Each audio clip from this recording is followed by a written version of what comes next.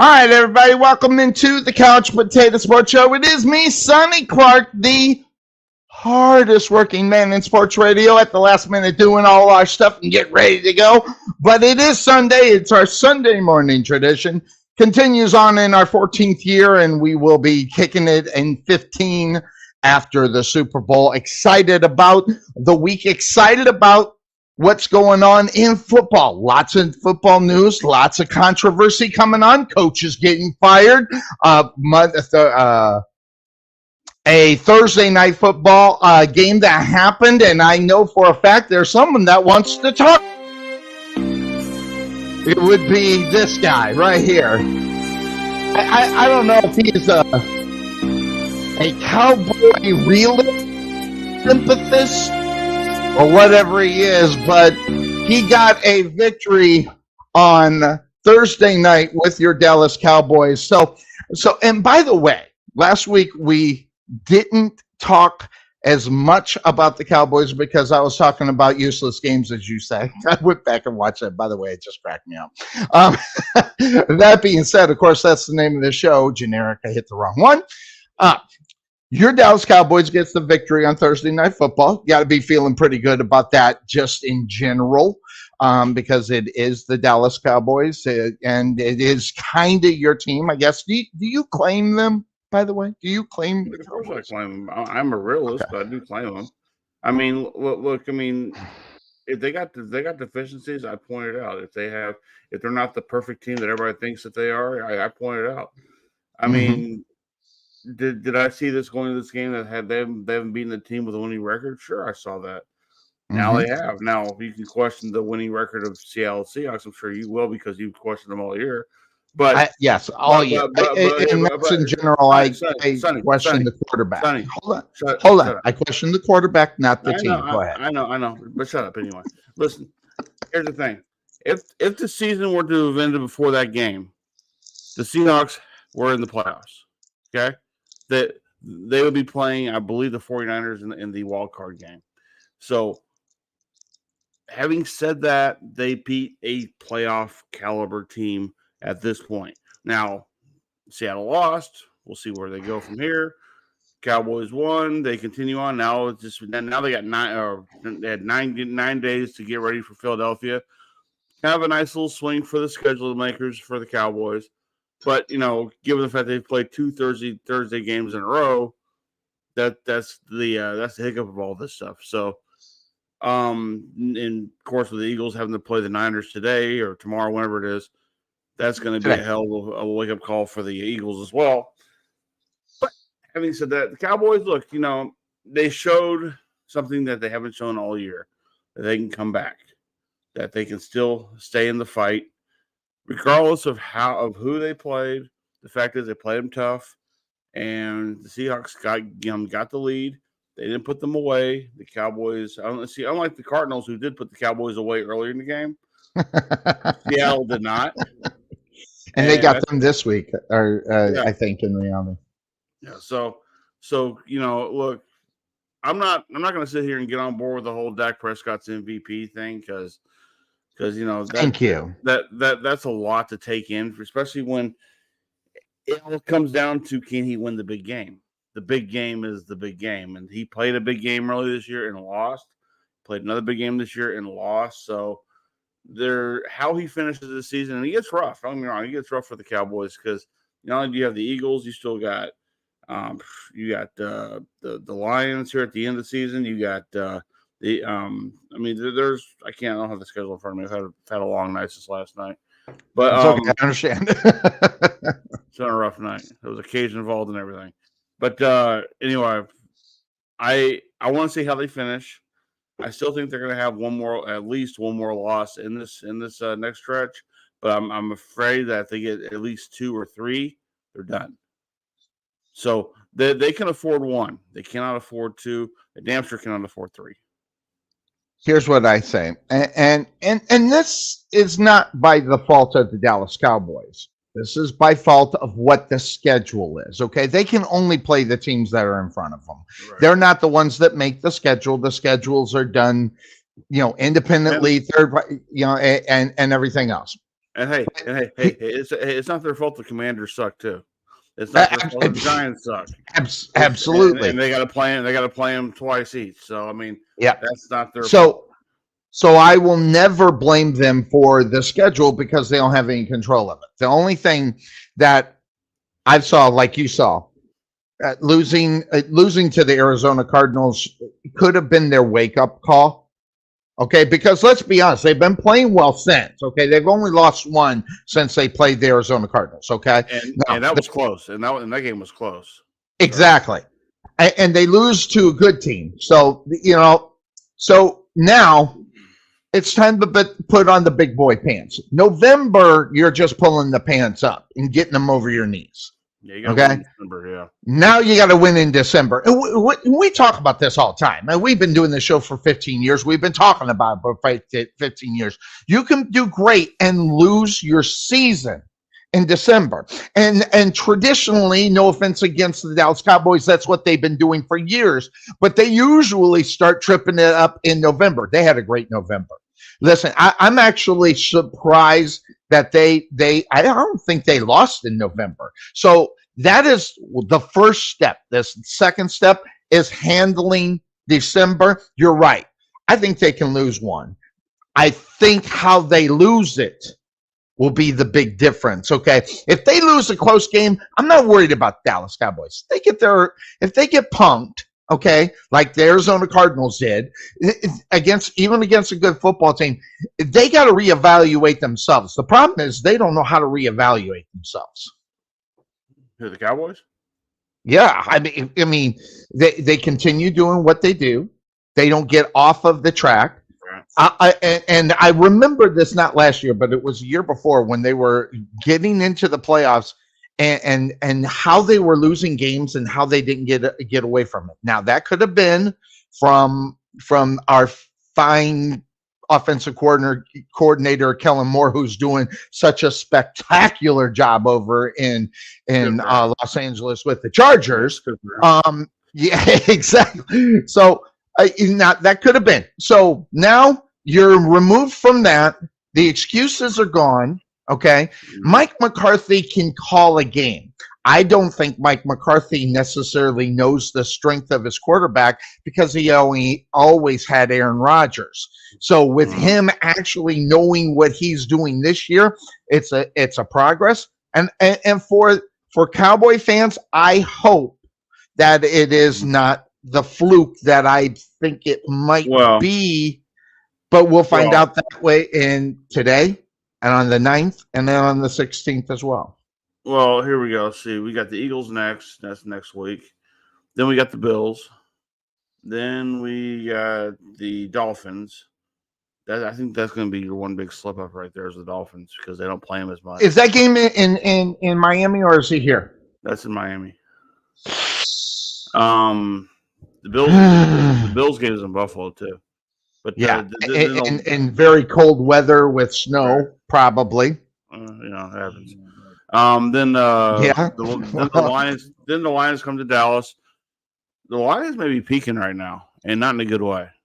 So, I get what you're saying. I mean, for the Packers to do what they did to them on Thanksgiving, I mean, let's see what happens today. You'll see if they can rebound. And then, of course, the Cowboys finish up with the Commanders. By then, the Commanders probably on their third head coach by then, so we'll see. But it's true, though. I mean, that team is in such disarray. And, I mean, once again, they got a quarterback who, God bless him, he'll throw for 300 to 400 yards a game and still only put up 10 points. So, I mean, clearly they have a hard time finishing series. But, I mean, there's one game in here I can see a loss. 2 would make it interesting. It would depend what happens with the Eagles at this point. The Eagles have got to finish pretty strong as well. And I don't know if they. I'm looking at their schedule here. They got the Niners tonight. They got the Cowboys next, and they got the Seahawks. Then they got the Giants. Then they got the Cardinals. Then they got the Giants again. So they finished pretty. They finished pretty easy at this point. So. I mean, you got to hope that. I mean, the Eagles are probably going to win the NFC, get the bye. So at this point, it's Dallas and the 49ers who have got to compete for that second wild card spot. Because once again, because you lose home field advantage already to the Eagles just because they win the conference. So it's going to be interesting. I mean, look, this is what we all gear up for every year. Every year we gear up for, the drama that is the playoffs of NFL football and where everybody falls in place, and then we sit there and play armchair quarterback and wonder, well, can they win? Can the Cowboys win in the stadium where it's going to be snowing, or I mean, just whatever nonsense there is out there? I mean, look, I got news for you. The field conditions are just as bad for the other team as well. Yes, because all those teams are fighting for the same thing that the Dallas Cowboys are right now. And newsflash to anybody who thinks that, well, they play Buffalo in the snow, Buffalo's out there practicing the snow every day. No, they're not. They're inside. They're inside of a college basketball dorm or whatever, or not dorm, but a college basketball gymnasium practicing there.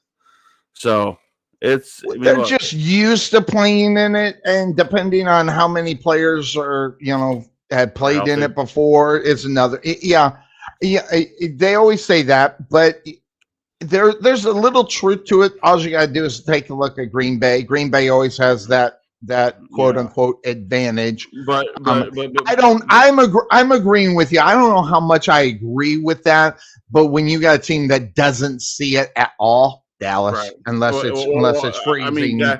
I mean, Dallas finally put up a thing to where they don't have to see it. So exactly. I mean, there is no more snow in the stadium during Thanksgiving anymore. Which I was there at that game. That was awful. But that's when they are back in Irving, right? Yeah, it was back in Texas Stadium when they had the hole in the roof. But which by the way, I truly do miss that stadium. Not for the sense that it wasn't upgraded and it wasn't the high tech thing that we have nowadays. I missed a football field you had there because like at that point the crowd counted. The crowd really meant something. Nowadays, I agree with you because the acoustics at the AT&T Stadium are so out of whack. And go see a concert there, you know what I'm talking about. It is so out of whack that for me personally, I would just like go okay. First of all. As a kid, going to Cowboy games, one of the things I loved more than anything was the starting lineups for both teams. That gets you hyped, that gets you pumped. And like it would start like if the Cowboys played the Redskins. Yes, they were called the Redskins back then. I'm gonna call them that anyway. So here's the starting line for the Washington Redskins on defense. And like every player would run out. You had Dexter Manley, you had Dave Butts, you had Darryl Green. Daryl Green, yes. Whatever. And I know him, by the way. I'll try to get him on the show one day. And the crowd just booed the living shit out of him, like out of all of them. They hated him. And then all of a sudden, and then all of a sudden, here the Dallas Cowboys on offense, and at center Tom Rafferty, at left guard Phil Posderick, so you hear Bob Bruning, and then you get not Bob, whatever. I mean, then here's Tony Hill, there's Drew Pearson, there's Doug Cosby, there's Ron Springs, there's Tony Dorsett, here's Danny White, and like. The crowd's getting all hyped into and they're all excited and everything else. And nowadays, you go to a Cowboy game, you get the announcer say, ladies and gentlemen, you're Washington Commanders. Ladies and gentlemen, you're Dallas Cowboys. Like, by the way, guess who I saw yesterday at one of my gigs? You won't guess. Rayford Wright. That name probably who I'm talking about. I know who he is. I thought he passed away. Huh? I thought he passed away. Rayfield Wright. Then I just got the wrong name. If he's passed away, I could have sworn that was Rayford Wright. It was a Dallas Cowboy, and the only reason why he had 9,000 people freaking around him, and I thought it was Rayford Wright because he was in Dallas. You can go buy Dallas gear. I'll say. Yeah, Rayfield Wright passed away in April 7th, 2022. Then it was somebody else. It was somebody else then because they had lots of. I thought that's who that. And I'm just mixing them up because I don't know the Dallas history as much. But there was a Dallas Cowboy there, and I thought it was Rayford Wright. Okay. Well, first of all, let me ask you a question: was he white or black? He's black. Okay. You're in good direction. Then You shut up. What was it? Too Tall Jones? No, it wasn't. I know who he is. But I know, at least I thought I knew who Rayford Wright was. So I'm evident, but I do know who Ed Too Tall Jones is. I know, but he was a Dallas Cowboy, and I was saying, you can go buy Dallas Cowboy gear, but this guy had different gear. I mean, he had gear. Did he have a number? No, he didn't. He was wearing a jogging. I'm normally not into jogging suits, and I'm not even a Dallas Cowboy fan. That thing was sharp as hell. I mean, I'm just saying. We had Drew Pearson up at my place of business because we have the Dallas Cowboy Bar and Grill up there. Mm-hmm. Drew's great. I've interviewed him actually. Check it out on YouTube. Sonny, let people finish their story, okay? You're pissing me off. Anyway. Now, he has this thing to where when he talks, he goes, "Hut." Oh, we have an outside officer who goes, "Whoop whoop." I'm like, you guys need to get together and start calling football plays. Whoop whoop. So yeah, but it's kind of a cool thing we have. I mean, we've had Charles Haley out there. I'll try to figure out who it was. Was it Charles Haley? No. I know what Charles Haley looks like, and plus he would have all the rings on his fingers because I think he sleeps in them. So no, but he was a defensive. I do know. I think I know he was a defensive player. I'll look it up while we're kind of talking. And I'll try to figure out who it was. But that being said, I think your Cowboys are in good shape. I think next week is going to. It could define their season in reality. And like we talked about in a couple of weeks, it's all about momentum, right? Absolutely. Right now, Dallas has got really good momentum right now. They have sometimes you got to beat a few shit teams to feel good about yourself. So when you get ready to take on the bigger boys, and once again, this is what really worked out well for Houston when they took on the Bengals before Burrows got hurt. So, yeah. I mean, it works for college teams too, like those big teams like Michigan playing Bowling Green, to get ready for the big scale. I get it. I understand. I don't like it. Of course, know that, but I get it. Yeah, because not every week you're going to get a championship caliber game. So, I mean, but you got to play who's on your schedule. You got to beat them. And if you beat them, it depends how you beat them. Cowboys had a close one up against Seattle. It proves that they can win close games. It also proves that they can take on different offenses and different defensive looks. Hey, look, Seattle looked good. They just didn't look great. And if they'd have been a little bit better than they were, they would have won that game. But that goes back. That goes to the quality of the team. It's been slowly getting better, I guess, if you can, obviously, but then it leads to a 9-1 football team that you're going to be dealing with. So at least 9-1 as of today, anyway. But here's the thing: penalties are killing this team like no other, and it's going to bite them in the ass if they can't get their shit together. And the defensive player of the month, as Al Michaels says, I guess they didn't factor in November 30th. Bland, right? Yeah, Bland got it, but then he got lit up on that game. Now he got the interception at the end. Got busted for that. But clearly he got torched that night big time. But once again, I mean, Seattle's got receivers. Yes, they do. They got playmakers on the outside. I mean, so to shut them down is already a task in itself. Even Gilmore had a hard time with it. So, hey, look. Maybe Geno Smith is not. I mean, clearly he's not an elite quarterback. He's a decent quarterback. He's a nice bus driver, but is he going to be the quarterback of the future for Seattle? Probably not.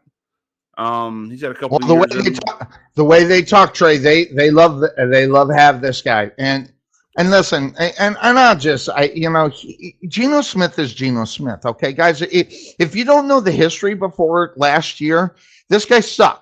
Okay, and you don't all of a sudden, after being in the league for 10 years, all of a sudden know how to play that position. But it wasn't his fault though, because he was with the Jets.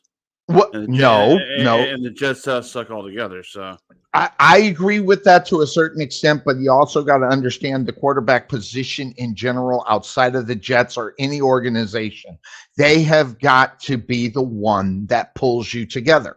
Geno Smith has not been able to do that. He is not a good quarterback, and and if you look at his numbers, okay, just look at his numbers from last year. They weren't great. They weren't horrible, but they weren't great. And they were lucky to actually have someone like a Geno Smith after they got rid of Russell Wilson for whatever reasons you can buy in to think of to get rid of him. They did. And he went in and did a decent job as a backup quarterback trying to vie for a starting line, and he did. Now, he got his contract. He got some of the money that he wished he would have made when he sucked. So congratulations. I will never give a guy any hard time about the money that they make, okay? If they can fool these people enough to give them the money, congratulations. They did a great job. Here's the problem, though, is what you just said. What's going to be the future? It's not going to be Geno Smith, okay? You and I both know it's not going to be Geno Smith because of the type of player that he is and his age, and plus, once he does start to do that quote unquote deterioration here, they're going to have to move quickly to get a replacement quarterback, because let's just look at this division that they're playing in. Okay. They got the San Francisco 49ers. They're going to be battling them for the next 5-6 years. Okay. The Arizona Cardinals, kind of irrelevant. Okay. But then you got the Rams if they decide that they're going to be good. So you got to at least keep up a mainstay, and that means the Seattle Seahawks. I'm on record today saying this. It's December 3rd, 2023. You need to go get your franchise quarterback somewhere, sometime within the next year. So, because by the way, Geno Smith's contract's only a 2-year deal, so you better do something. Because if Geno Smith doesn't show up next year, which is I don't think he's even going to show up for the rest of this year, you're going to have to move quick. So it'll be a decision that they'll have to make as far as Seattle's concerned. Okay, I got a question for you. What's your thoughts about Pete Carroll? I've never liked him. Same. Never liked him. He went from college to pros under a very bad situation, and he just. I will say this about Pete Carroll. He evidently can get people to buy into what he's selling. Okay, because he's been able to do it, not necessarily the last 2 years, but the years before that when he was in Seattle. Now he's grinding out games with the Geno Smith. And by the way, he's probably having more fun now than he had in the past, so, because you can kind of see a little bit of difference in him. But I've never been a Pete Carroll fan. Just mainly because of character. And I know character has nothing to do with football, but when it comes to opinions and what we do on the show, can't stand him. He's a scumbag. But he is able to get that team up and going for him somehow. So I got to give him that, but that's all I'm going to get him. He's still a scumbag. Right. Well, I mean, and as you said, he left USC under really auspicious. And that's the reason why he left. Let's get serious. That's the reason why he left, because of the whole thing. And you can't convince me any different. However, for what he did at USC to what he's done in the NFL with the Seattle Seahawks, listen, I as far as that is concerned, his professional career and what he has done in the NFL, listen, there's only so many coaches that have had his success for the years that he's been in Seattle compared to some of these other guys that have been out there. So yes, Pete Carroll's a success. I can't stand him. And he gets the best out of Geno Smith, which, let's be honest, who could have ever got it? So I'll give him that kudos. I still can't stand him. But I'll give him the respect of what he is as a coach. He is definitely pretty good. Right. So, but next week it is. It's going to be all about what the Eagles can do to stay competitive, but This week they got a hell of a challenge too. So how they bounce back if they lose to San Francisco today compared to Dallas, will that start the December slide for the Eagles and the Cowboys be able to take advantage of it? This is a great story for the Dallas Cowboys for the next 10 to 15 years if they can pull it off. But do you realize the biggest catastrophe that would be for the Eagles if they start to lose? Because the fact that the three of those games are still the Commanders, you still got the Giants twice. Yeah, so if you can't beat them, if you can't go 3-0 on that, then you are definitely a flawed team. But also just real quickly back at the Eagles. Oh, I'm sorry, it's not the Commanders. It's the Cardinals. So you still got the Cardinals, you still got the Seahawks, you got the Giants twice, and the Cowboys. So if the Eagles can put away the Cowboys next week, they got smooth sailing into the playoffs. They really do. Well, they're going to make the playoffs. They're going to win this division. I don't care how good the Dallas Cowboys are. No, I'm saying if they lose to Dallas, then if they lose today, they lose to Dallas. That's 3 games that they've lost for the year. But based on how the Niners play and how the Cowboys play, you're in a 3-way tie. I think you own well, actually, it would depend because if the Niners beat the Eagles, then the Niners would have the advantage over the Eagles. So there's a lot this week and next week are 2 big weeks for the Eagles to determine the rest of their season. Because the rest of the season, unless they trip on their dick, which could always happen, the Seahawks can always come up and just scare the shit out of them.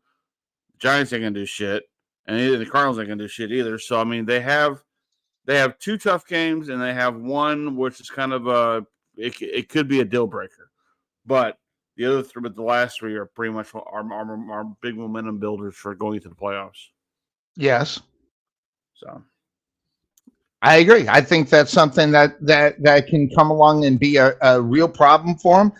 But right now, see, I don't even know if you can consider in reality the Philadelphia Eagles the best team in the NFL, which I've been hearing arguments about. Yes, listen, they won games that they probably should have won, shouldn't have won based upon how they were playing, but how they gutted it out was the biggest portion of what they were doing. I like the Eagles, but I don't necessarily know if they're the I don't know if they're the cat's meow. I wouldn't trust them because they're eventually bound to slip and fall because they show that they don't play 4 quarters of football. They play a good solid quarter and a half at the end to really put the game away. But they let teams hang around for a while. Yeah, but at the same time, thinking about what you just said, they got to gut it out to win. There's a lot of teams that can't gut out wins, so that's an advantage for them. I'm trying to think. I mean, for a while, I think the Cowboys can get out a win either, but then they did that last week. So, yeah, but I think here's one thing about the Dallas Cowboys. Okay, they blew out teams they should have blew out. The congratulations, and that's what you're supposed to do. Seattle, up and coming team, they had to gut it out. Congratulations, that's what championship teams do. Don't misimply what I just said. I didn't say that the Dallas Cowboys were a championship team. I'm just saying that's what championship teams do. They got to still continue it out. No, I know. I get people who come back and say, "Well, you said that." Yeah, no, they still got the rest of the season to go through. They got to gut out a few more against some good football teams in order for that to, for them. Hey, now and the Dallas Cowboys are not a championship team right now. Here's the dilemma for the Dallas Cowboys. They're pretty good, and I'm not going to deny that at all. They're pretty good, but they're going to get bounced in the second round. Then you got to decide whether or not you're going to keep Mike McCarthy. That's what's going to happen. The thing is, though, is that when you look at, say, the Detroit Lions and the Dallas Cowboys, and you wonder which one is a championship team, and it's kind of hard to pick them right now because both. I mean, like I said, the Lions may have peaked, may have. I don't know how they rebound from last week. I have no idea. That's huge. But the thing is that we never seen Detroit do anything except for 1991. So They've never done it except in 92 and 96. Okay. So they've never done that. So that's something that they've got to learn too. So you're right. How they are going to reply to Thursday night or Thursday shellacking will define the team for the rest of the season. And it has to start this week. Would you be surprised if the winner of the NFC this year is not the Eagles, the Niners, the Cowboys, or the Lions? Would it surprise me? Yes. Because I think one of those four are going to be there. And yes, and I'll even put the Dallas Cowboys there. I will put them there. No, well, I'm not interested in the NFC South. There's no football teams that can line up. No. Okay. However, I did post a meme. The Panthers are 1-10. They're still viable for the playoffs. They haven't been eliminated yet. So that's one of the things that you got to keep track of, week in and week out, because they get that little X next to them when they give the standings, and when there's no X's, you're going, how the hell is that possible? And the reason why telling me there's a chance. There's still that little chance that they can come out and make the playoffs, and it's not a good chance. No. But anyway, interesting talk here. I love your realistic look at the Dallas Cowboys. I'm really interested in what you think about your teams, and so I'm not sure when anybody's going to get in, but I usually start rocking this at 9:30. So let's start talking about your team. The Dallas Cowboys got a tough game against the 49ers today, and no, the Eagles have a game against the Niners. That's right. The Cowboys had Thursday. I'm thinking, you should pay attention, sir. But I do bad, okay. No, I want to talk San Francisco Eagles. I got the wrong one slated in my play. I want to talk San Francisco Eagles because we're going to see the Eagles for the Dallas Cowboys next week. And this is a game that I'm sure you're going to be watching today to find tendencies to think about what they will do against the Dallas Cowboys next week. Also, is that game tonight or is that tomorrow night? No, it's today. It's today. That's a day game? It's a day game. I think it's an afternoon game, though. Okay, yeah, you're right. Yeah, it's 3:25. Okay. Yeah. And CBS has it apparently. So yeah, well, that's weird to me because they're both NFC. They should be on Fox, but hey, it is what it is, right? But NFL. Input, yeah, no shit, right? I mean, I'm going to tell you, when I was looking at the numbers on this one, you want to talk about numbers that are so close. That's these two teams. There's only a few places where there's a difference, and I don't think that you can look at those little few differences and say, well, that's going to be the difference in the game. That's the reason why the San Francisco 49ers are going to win. I can't do that because the numbers are probably about 90% the same within 2 or 3, percentages or within the points and stuff like that. So, this is a gut game. This is a game where you look at it and you got to decide on your gut who you think the better football team is. I've got an initial pick in this game with the idea that I can definitely change the pick. And in fact, let me tell you who I got. Oh, I can't even get in because I can't remember. I remember my password and I don't want to take down my green screen to go get it. But I think my initial pick for this game is the Eagles, and that just goes to the fact that they're at home. So I don't know if that's good, bad, indifferent, whatever the case may be. However, when you're looking at this game, what are you looking at when you are going to make a decision? Well, is this going to be, a 49er victory, or is this going to be an Eagle victory? I'm looking like this. When the Niners are ready and prime for a game, case in point, the Cowboy game they played earlier this year where they destroyed them. Yes. Yeah, that was in San Francisco, so clearly you had that going for you. Yeah. But when the 49ers put you away early keep you down.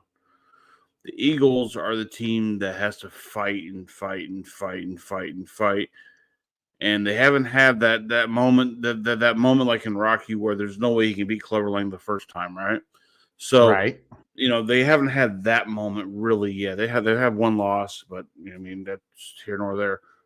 But hi everybody, just me now. Apparently, I'm taking over the that being said show here on Castillo Sports Show. Anyway, I Yeah, think that I gotta get my mouse. So it's in the other room behind the green screen. So take over. I'm still.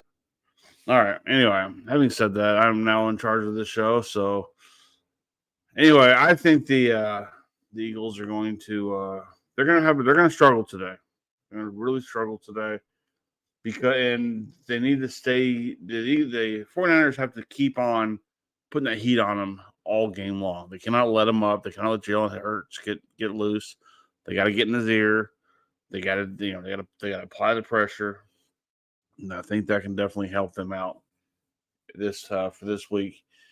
Main thing is going to have to be shutting down that damn Philly crowd. That Philly crowd is dangerous as hell Yes, they to are. deal with.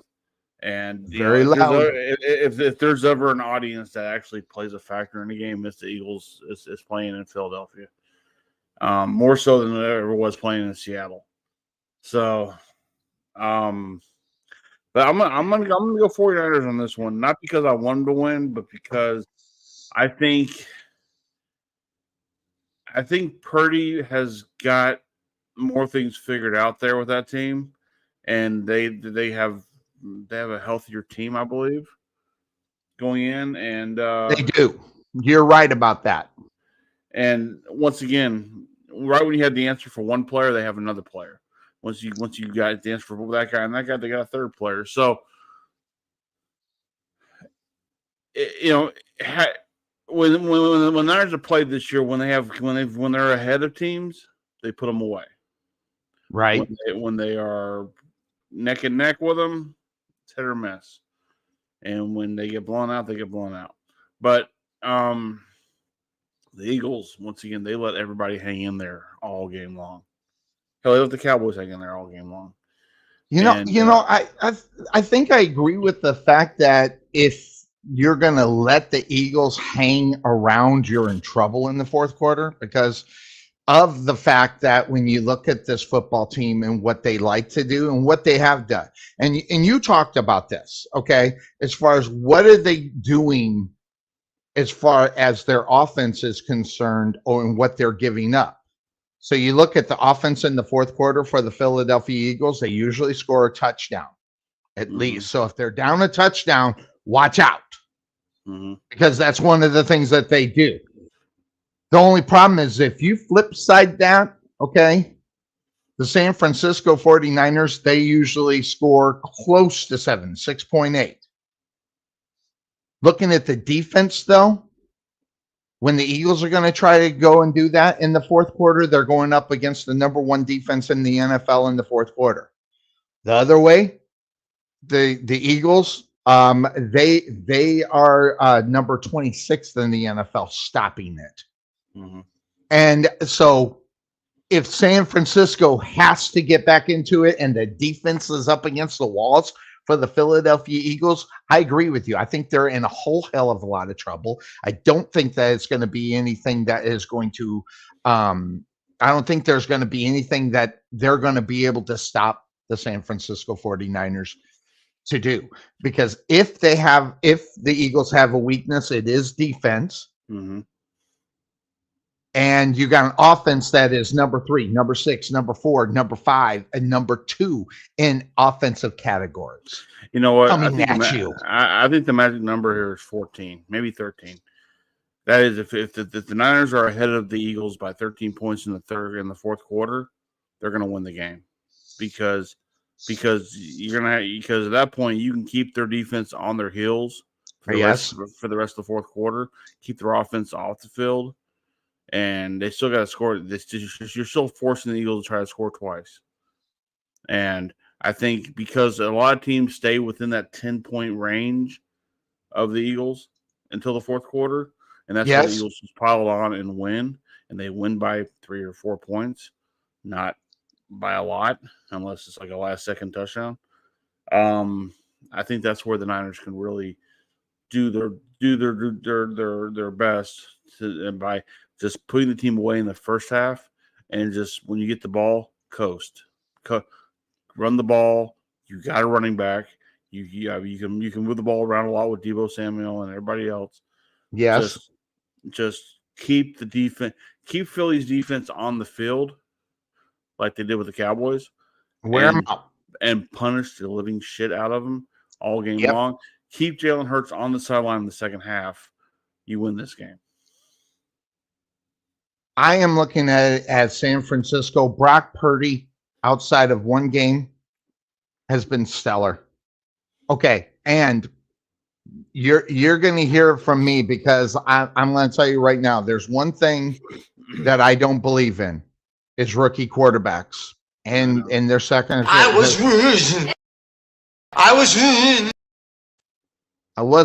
wasn't quite right when it comes to Brock Purdy.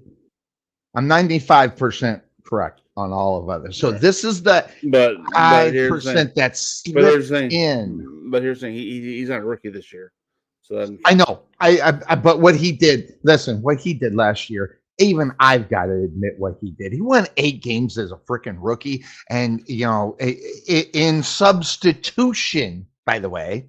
Mm-hmm. All right, he had to come off the bench because Garoppolo got hurt, and they had to figure out how to win football games.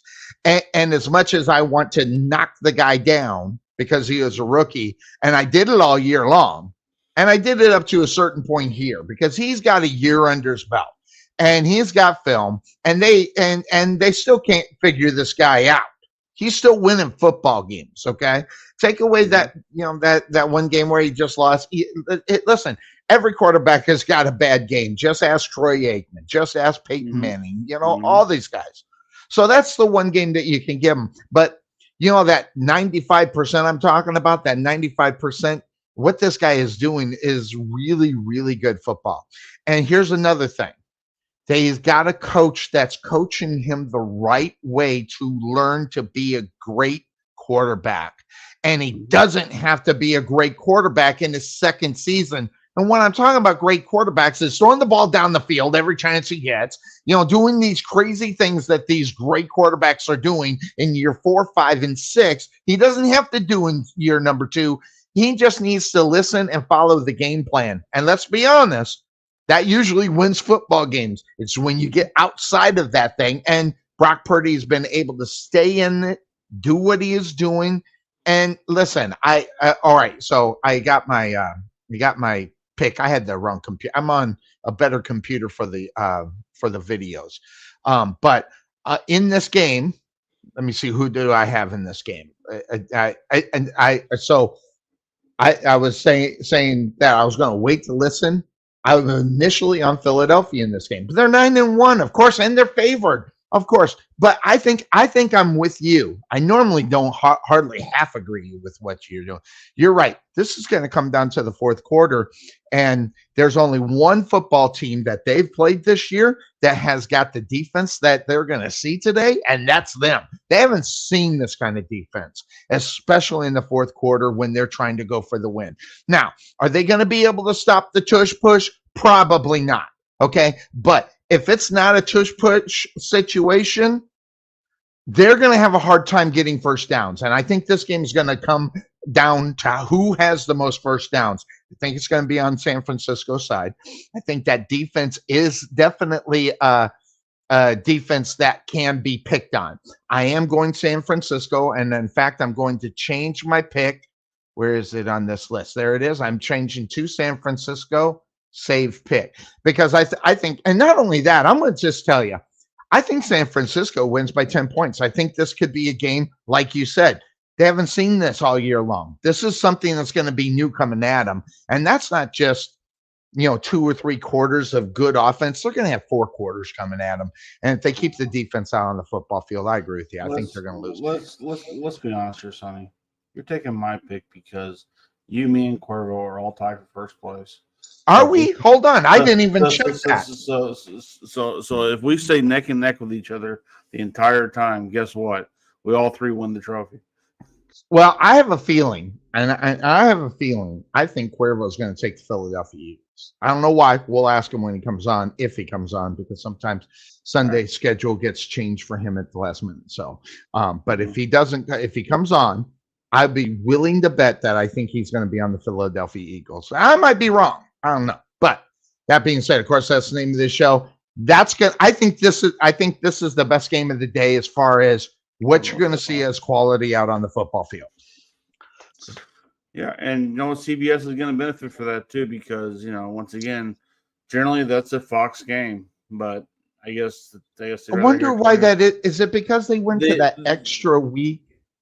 I know the NFL did a thing to where they think that both Fox and CBS can benefit for showcasing the other conference as well, and not every week, but definitely have a big time AFC game be on Fox, and then have a big time NFC game be on CBS.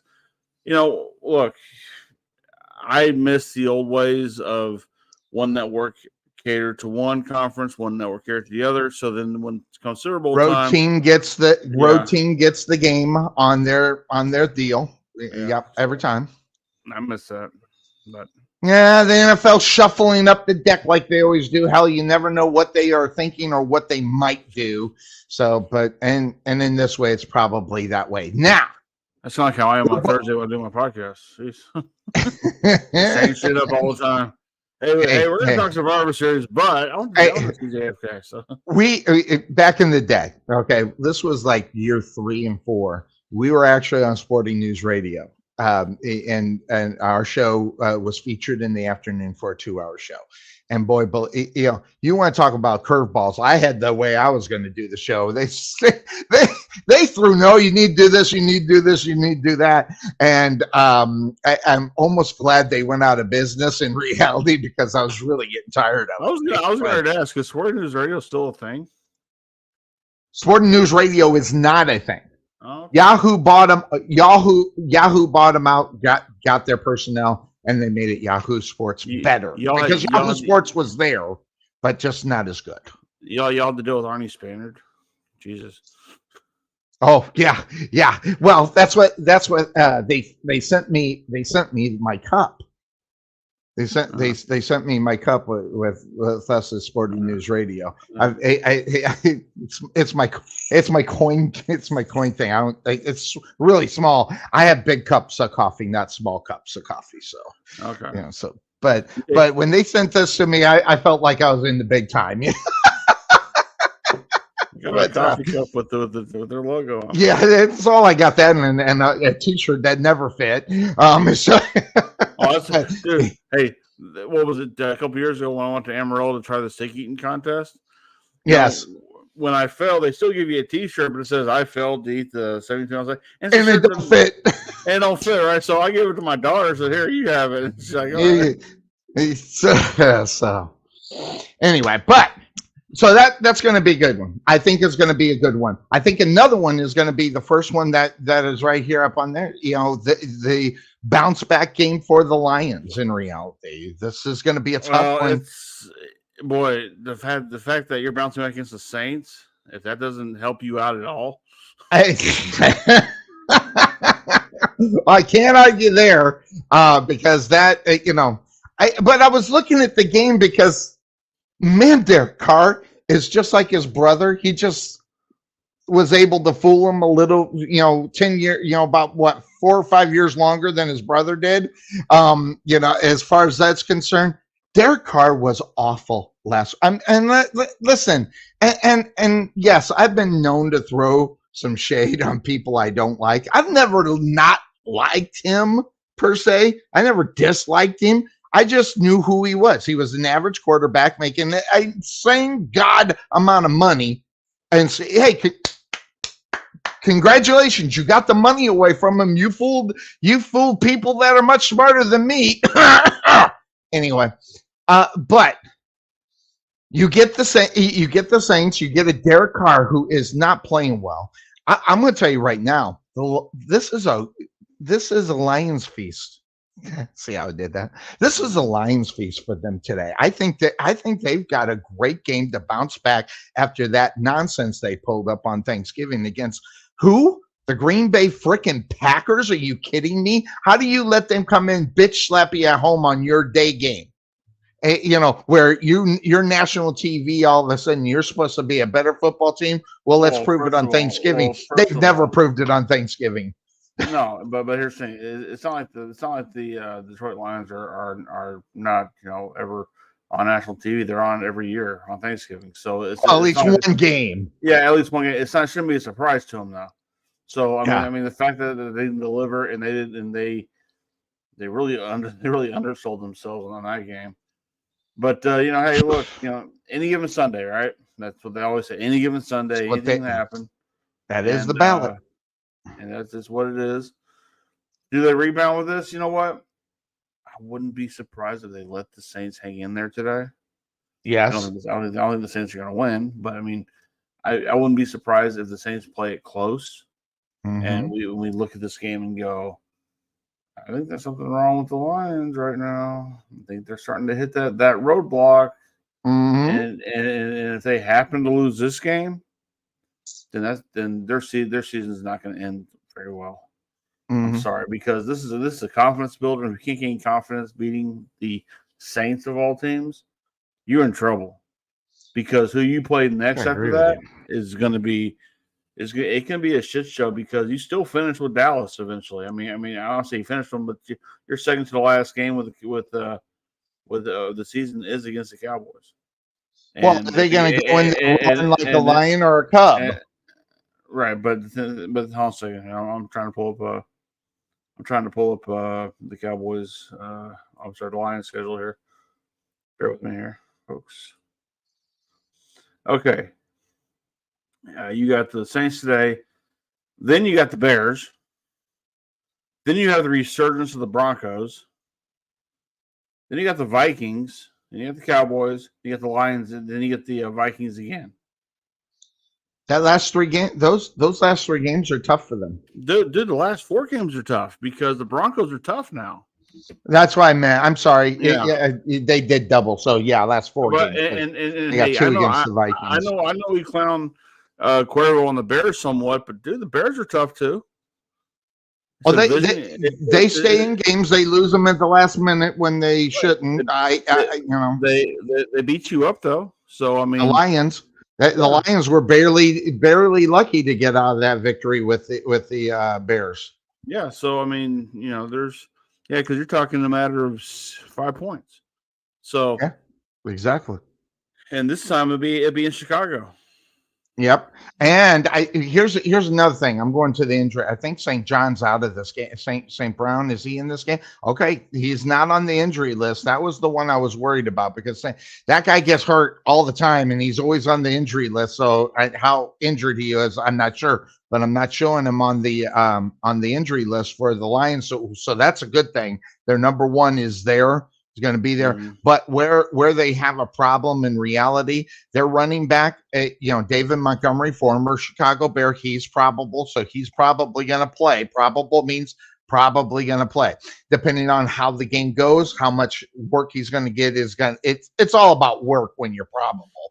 All right. But one of the things, Jonah Jackson, guard, he's questionable. The center is questionable. So that means that the quarterback is not getting the protection that he's normally going to get. Jared Goff, which, by the way, listen, that performance last week was an anomaly. I think. I mean, you don't you don't win football games when you throw three interceptions in the game. It just doesn't normally happen. 90% of the times you're going to lose that football game, and that's what happened. And it happened on Thanksgiving. So whether or not they're going to be able to get but as far as the injuries are concerned, they're piled up over on the New Orleans Saints side. So their norms are not there. And let me just check one more thing. Yeah, those are guys that are on IR, so it's not anything to go on. So the New Orleans Saints have a lot of injuries. Derek Carr not playing good. We're not seeing the same guy at the running back position that we're normally seeing with that dude. Oh, his name just slipped my mind. That was right there. Yeah, Kamara. He's not the same Kamara for the last 2-3 years. So we're seeing like a digression of his stuff, but it only takes a game for him to get back into it. So could that be this week? I don't know. Man, this thing's just short of just saying they suck. This is a bad football team, and bad football teams lose bad football games. And listen, say whatever you want about the Lions last week. The Saints have been consistently bad all year long. Really, that last performance by the Lions, is not indicative of what you've seen all year long from them. So you better hope you bounce back, because you're right. The last 4 games for them, they need to gear up and get ready for those. So I think you're right in as far as that's concerned. So I'm looking at how the Lions have done this year. I mean, he beat the Giants by 5. Which I appreciate. Okay. Be 1 minute here. Okay. You beat the Chiefs by 1. That was the first game of the season. mm-hmm. Then the Seahawks beat you by 6. Then you destroy the Falcons by 14. Then you destroy the Packers by 14. Mm-hmm. Destroy the Panthers by a lot. Then you take care of the Buccaneers. Then the Ravens destroy you 38-6. Then that's an interesting game. Then you had the Raiders and you beat them by 12. Then you had the Chargers. Everybody's picked on. They beat them by 3. And that's how the Chargers. Who do they remind you of? Listening to those scores, who do they remind you of? I'm not going to say the Cowboys, because the Cowboys shut out a lot of teams like big time this year. Right. But it is the Cowboys last year, the year before, and the year before. Kind of something to keep in mind there. Then they beat the Bears by 5. Then the Packers destroyed them. They didn't destroy them. They beat them by 7 on Thanksgiving. Well, the Lions don't destroy anybody in reality. No, I mean, there's very few games I'm looking at where they've won by 14 or more is very rare. So we're talking 2 touchdowns is pretty much the most you can beat somebody here, according to them. Okay. So they should have the Saints say they should beat them by 21. Let's face it, be honest. 3 touchdowns, put them away early, and be done with it. If they let the Saints hang in there, which will apparently, according to their schedule, they've let a lot of teams kind of just hang in there. Well, that's what they do. Yeah, that's what they do, and that can hurt them. Then you got to look at the idea of, okay, watch that. You got to go to Chicago. Let them hang around. Look, because they owe you some payback. Then they got lucky on the first go around. Right. I mean, if it wasn't for what happened with the safety and everything, right? But then you got the Broncos coming to town. Broncos are resurgent. They're finding their legs. Then you got to go to Minnesota. It's interesting that you say that. Think about this. Could you imagine one fine co-host of this program wearing a Denver Bronco jersey? Could you imagine? Can't see me. I don't know if he would actually do it.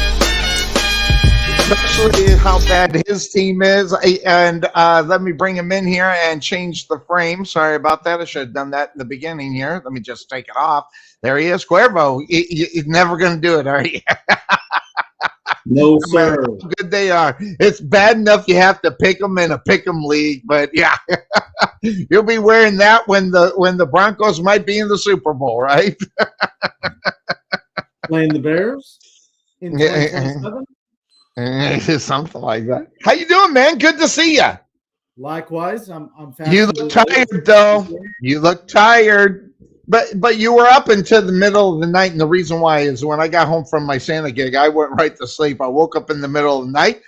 There's the schedule. Thank you, by the way, for doing that. Appreciate that. And I sent it back to you in the morning and went back to bed. So you must have indulged in some adult beverages last night? Is that safe to say?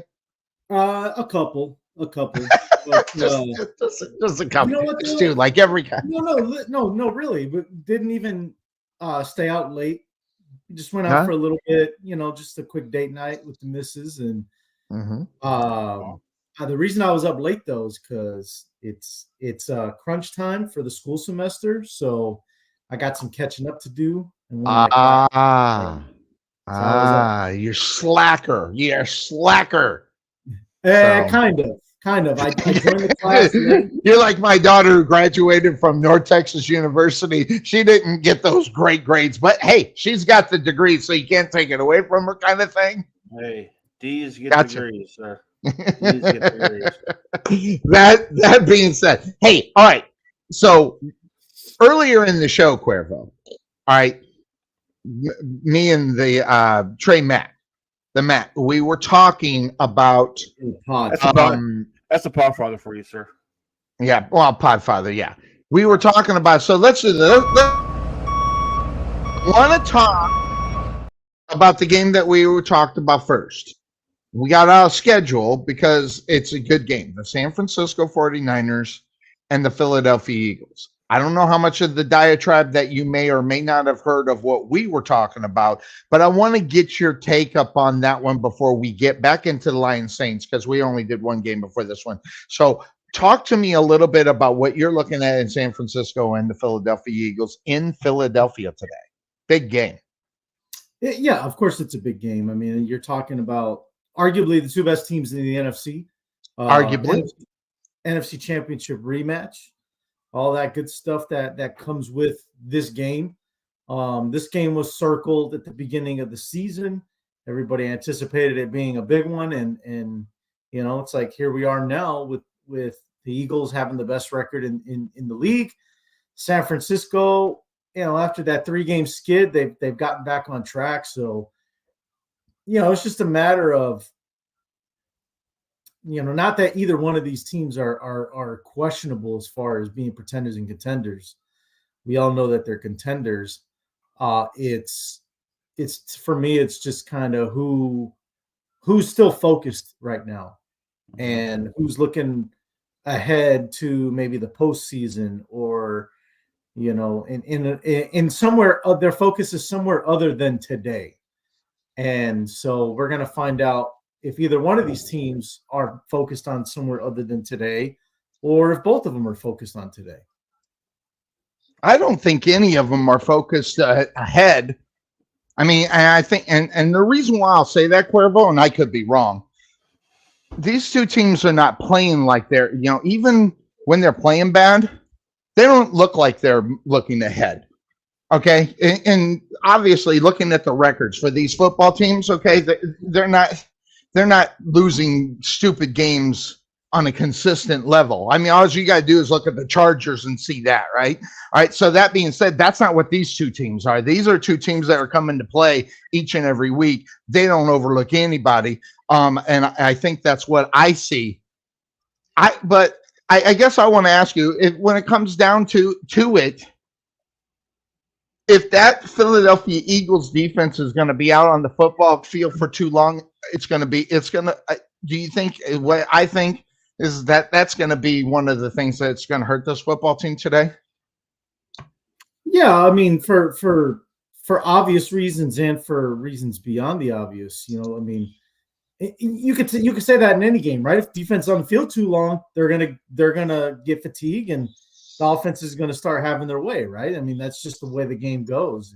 That's why time and possession is so important when it comes to those numbers, as far as that is concerned, are suggested in this because of, if you look at fourth quarter numbers, that's kind of the way it's could end up happening based upon who San Francisco is compared to the other teams that the Eagles have been playing all year long.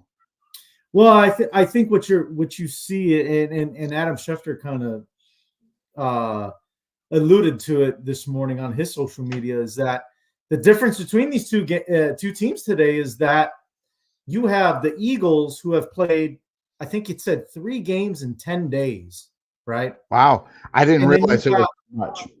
Yeah, and then you got the 49ers, who have been off since Thanksgiving Day. That was 10 days ago. Mhm. So really, you talk about physically where these teams are at right now, in this moment as we speak. And I think that could play going into the second half of this game. You could see that become a factor. It's just a matter of, one team's will against the other.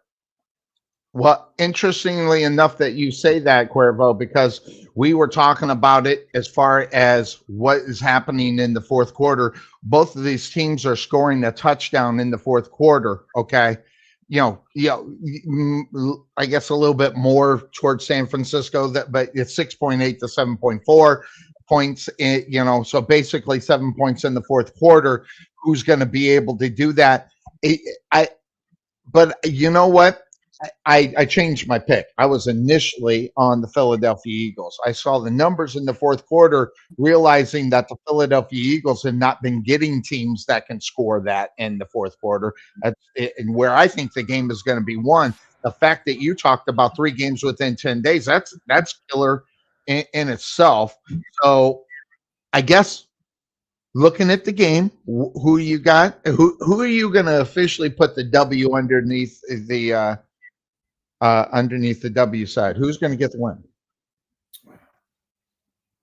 Yeah, I mean, if you look at how these teams, record-wise and all that this season, all things point to Philly winning this game. I just think I initially thought that. Yeah, I just think this whole thing about Philly 3 games in 10 days versus San Francisco having 10 days off. I think you are going to see that be a factor. I think you are going to see that be, the difference in the game. NFL Network just showed something right now. The Niners are 8-0 when Trent Williams and Deebo Samuel are both healthy. And I did not know that. That's a good thing. Yeah. So I mean, it's the little things like that for nerds like us that are deep into Look the at game. every damn number that you can possibly think of before you make a pick.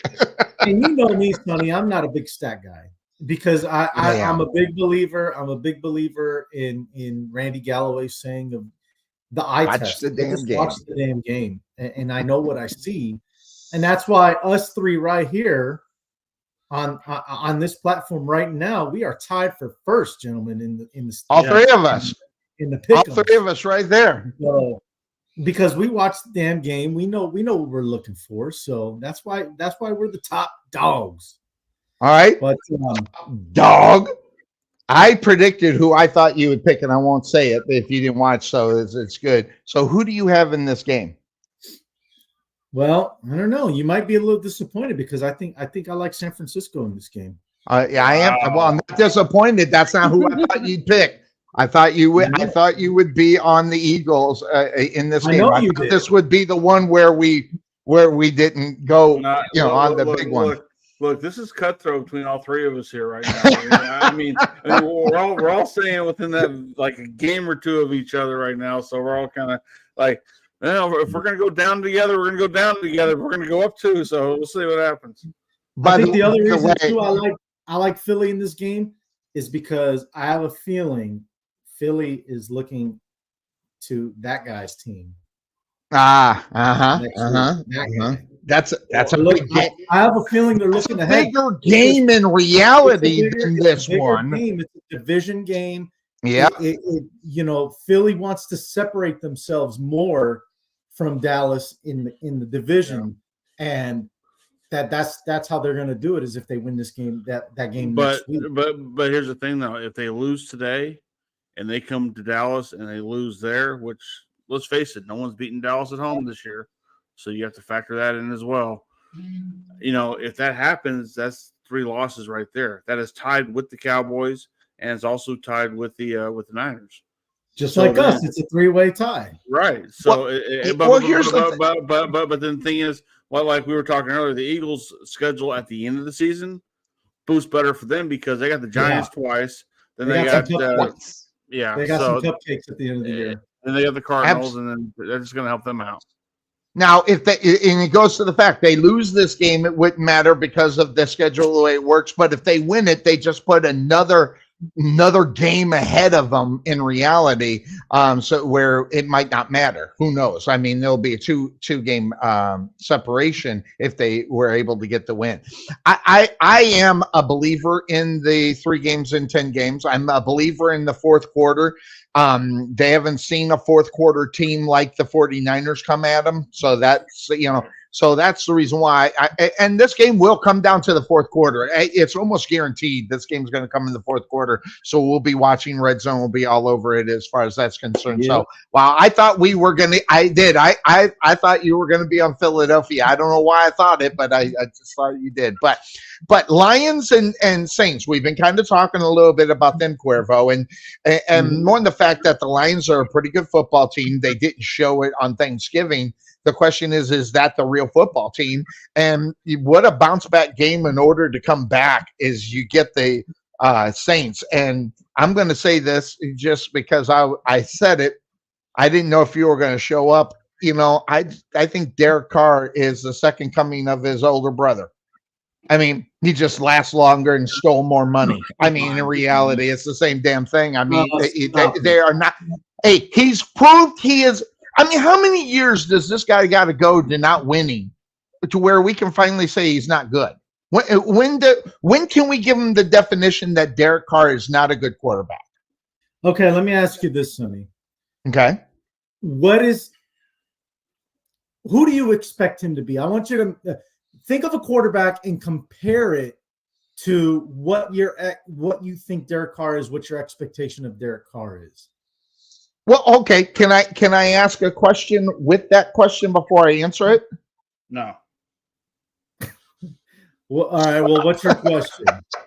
My question is it the media comparison or is it the Sonny Clark comparison? Because the media, okay, I'll just bear. The media thinks this guy's the second coming. Okay, the guy's been getting touted for years and years about how, quote unquote, how great he is, right? I mean, I'm not wrong in that assumption, am I? A little bit. I don't think people think that highly of him. I mean, yeah, I know his brother worked for NFL Network for a while. I mean, well, Oakland / Las Vegas thought he was worth the money that he's been stealing. I mean, making for this football team. Okay, and he's been in the league for 9 years, and he hasn't. Let's just be honest. The guy hasn't done jack squat. Okay, the fact of the matter is he hasn't done anything. So who would you compare his career to, Sonny? Who would you compare so that looking at that and figuring out who I think he is right now, I think he's Ryan Tannehill. Ryan Tannehill, okay. Ryan Tannehill would be the guy. He's just so close, right, Cuervo? He's so close to being that next level guy, but he can never get to it. He reminds me of Ryan Tannehill because if you remember, I don't know if you remember, it was a long time ago when he came in. And I mean, this guy was touted to be the next guy. I mean, all the guys that came before him, and after Dan Marino and before him, this guy was the guy that was going to move it. Remember, he was a Miami Dolphin when he came out of college. Right. And he just has not been able to take that step forward to be that guy. He reminds me of a guy who has been touted to be the next big thing and just has failed. Now, has he put up good numbers? I won't lie with numbers, okay? Numbers don't mean anything because we always say what Randy Galloway says, watch the damn game. And when we watch the damn game with him, we see a guy who is, let's just face it, number 17, 18, maybe even 19 or 20 in the league in reality when you look at it. So I think Ryan Tannehill would be a great. I mean, in my opinion, who do you think he compares to? I just asked you since you asked me. So since you mentioned 18, 19 as far as quarterback rankings, I could buy that. I could buy that. Who else is around that number? I don't know. Who would you? Maybe Jared Goff. Maybe. Something like that. Jared Goff took his team to the Super Bowl, and then he won a Super Bowl. So I don't think that could be Jared Goff in reality. So is it more about success for you or stats? So it's more Really, about really, success. it's success because you can win 14 football games in the season, 15 or 16, and you can't get out of the freaking first round or second round of the playoffs. Really, what good a quarterback are you? Because you're playing teams that are better than maybe not necessarily, but within his own division, it's a tough division. I mean, you got the Broncos, you got the Chiefs. I mean, you got to get past those guys, and you haven't been able to get past them. Yeah, with the Raiders. Yeah, so Okay. but in the years before, that, that's just Okay, so let's take it a step further. And it looks like Trey just wants to unload right now. Oh, he's going to. I'm going to give him the floor because I know he's got something to say. I've been watching his face. We'll give him the floor, and I'll ask this question: what do we think of Phillip Rivers? Is he a Hall of Famer? But he's a guy that never got. That's a great. You know what? I didn't think because he's retired. I was thinking of guys that are playing. But yeah, Phillip Rivers. That's a great. If we're talking success, then success-wise, Derek Carr barely makes the playoffs. Barely. Maybe Rivers had a little bit more success in the postseason. Getting there. But he never got to the big game. He got close. Yep. Just like I said, Carr, he won a couple of playoff games. Maybe he's a I take him over Baker Mayfield. I don't want to even compare him to Baker because I'd take Carr over Mayfield. Depending on what the team is, I agree with you. Maybe Kyler Murray. With now, yes, I agree with you. Kyler Murray's been to the playoffs a couple times. He hasn't really won much. How about Garoppolo? Really? Has Kyler Murray made it to the playoffs? Kyler Murray has made it to the playoffs. I don't remember it. That just goes to show how well he did because I would have remembered it. and Jimmy's a good comparison. The guy that replaced Derek Carr in Vegas, he made a Super Bowl. Jimmy didn't get there. I think Jimmy's had a little more success. But what do we think about Jimmy compared to Derek Depends Carr? on what you think. Yeah. Mm-hmm. And I get the comparison. And I think stat-wise, they're similar. Right. I do. Well, I'll give you an oldie but a goodie. How about Tony Romo? I mean, he had a lot. He had a lot of stats. He had a lot of. He also they got a first round bye though once. Sonny, shut up. You talk too much. Shut up. Look, here's the thing. He is always noted for being the guy who couldn't win the big one. Right. Okay. You're measuring everything that he's ever done based on his success of championships and everything else. Mm-hmm. You can do the same thing with Dan Marino. Oh no, because he's untouchable, right? Well, so yes. What about Dan Fouts? And now Dan Fouts, I get that pick. I mean, I'm saying, I wasn't thinking old school like you were. That's a great one. But the thing is, how you measure? I mean, once again, it's a team game. Okay. Derek Carr. Now, when it comes to the quarterback, Trey. Now, when it comes to the quarterback, let's be honest. Quarterbacks don't play defense. Quarterbacks don't play defense. Okay. Yeah, there's many guys that good to see you, Butch Wesson. But let's be honest. Okay, you're not paying by anybody on the defensive side over $42 million on a football. That's not the quarterback's fault. No, but it tells you where the standard is. Based on what look. If he puts up 35 points in the game and their defense gives up 36, whose fault is it? Say that again because they still won. If Derek Carr puts up 5 touchdowns, 35 points, but he doesn't. But hear me out, damn it. Okay. But asshole, Jesus. But anyway, let's say he puts up 5 touchdowns, 35 points. The Raiders defense gives up 36. Is that Derek Carr's fault? Answer that question first. Well, they won the game. No. You said 45 points and the defense gives up 35. They won the game. No. What's the question? No. Derek Carr scores 35 points. Okay? The defense gives up 36 on the same team. Okay. So the Raiders lose, or whoever, or the Saints lose, whatever. Okay. Is that Derek Carr's fault? No, but that would be different if that happened a lot. It doesn't happen a lot though. Yes, That's the Trey. That not with Derek Carr. Most points scored on any football game are normally done by the offense, right? Yeah, okay, but has Derek Carr been in that situation a lot? Then is that his fault? Is that his fault that he plays on teams that don't pay the defensive players? Okay, but that is totally different than what you're talking about as far as when. Yes, it is because you're trying to spin this around to where it's still Derek Carr's fault no matter what. Look, is he a great quarterback? No. Whoa. Wait a second. On one game here and there, no. But when it's a consistent that it happens, it is his fault. Yes. I'm just saying because quarterback though. I want to see how many times Derek Carr has actually scored 35 points, and maybe I'll take your thing seriously, and lose a football game, including back in Oakland. But here's the thing, and I don't know if Cuervo agrees or not. Your football team is measured by your quarterback. Let's just be honest. It's not even when Revis on Revis Island was there, it still wasn't all about Revis in reality.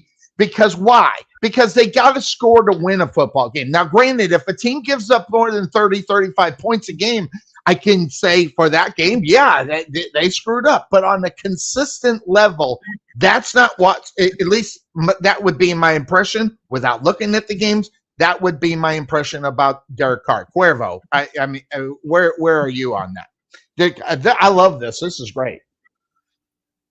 Yeah, I do. A big part of me does agree with you, Sonny, about how a team is measured. It's based on who their quarterback is and how they're playing.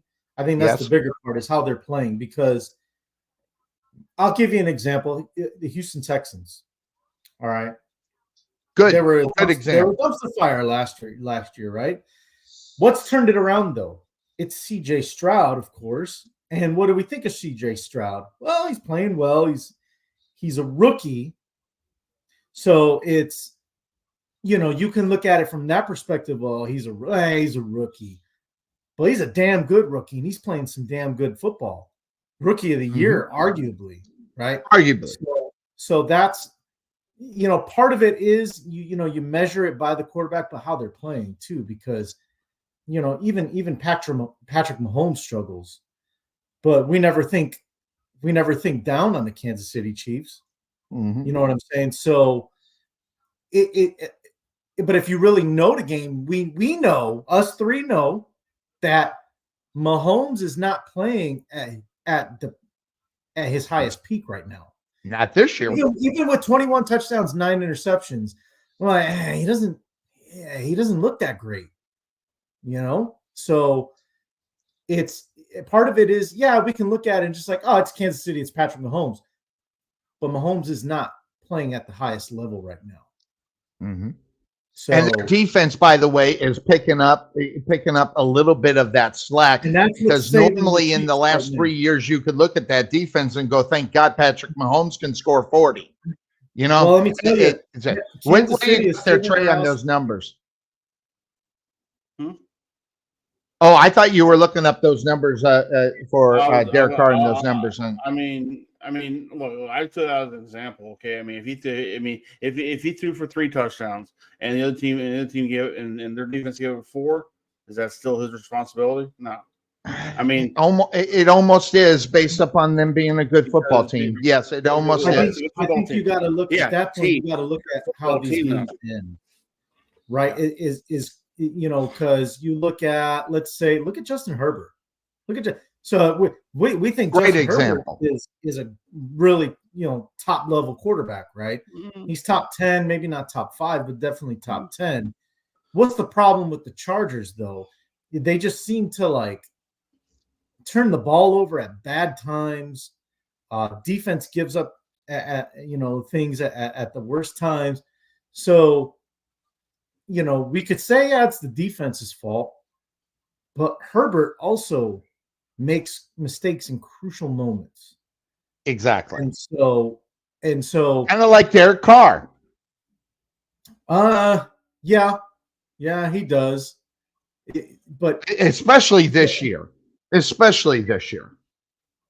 But then again, it is the Saints too. And so to that guy's point,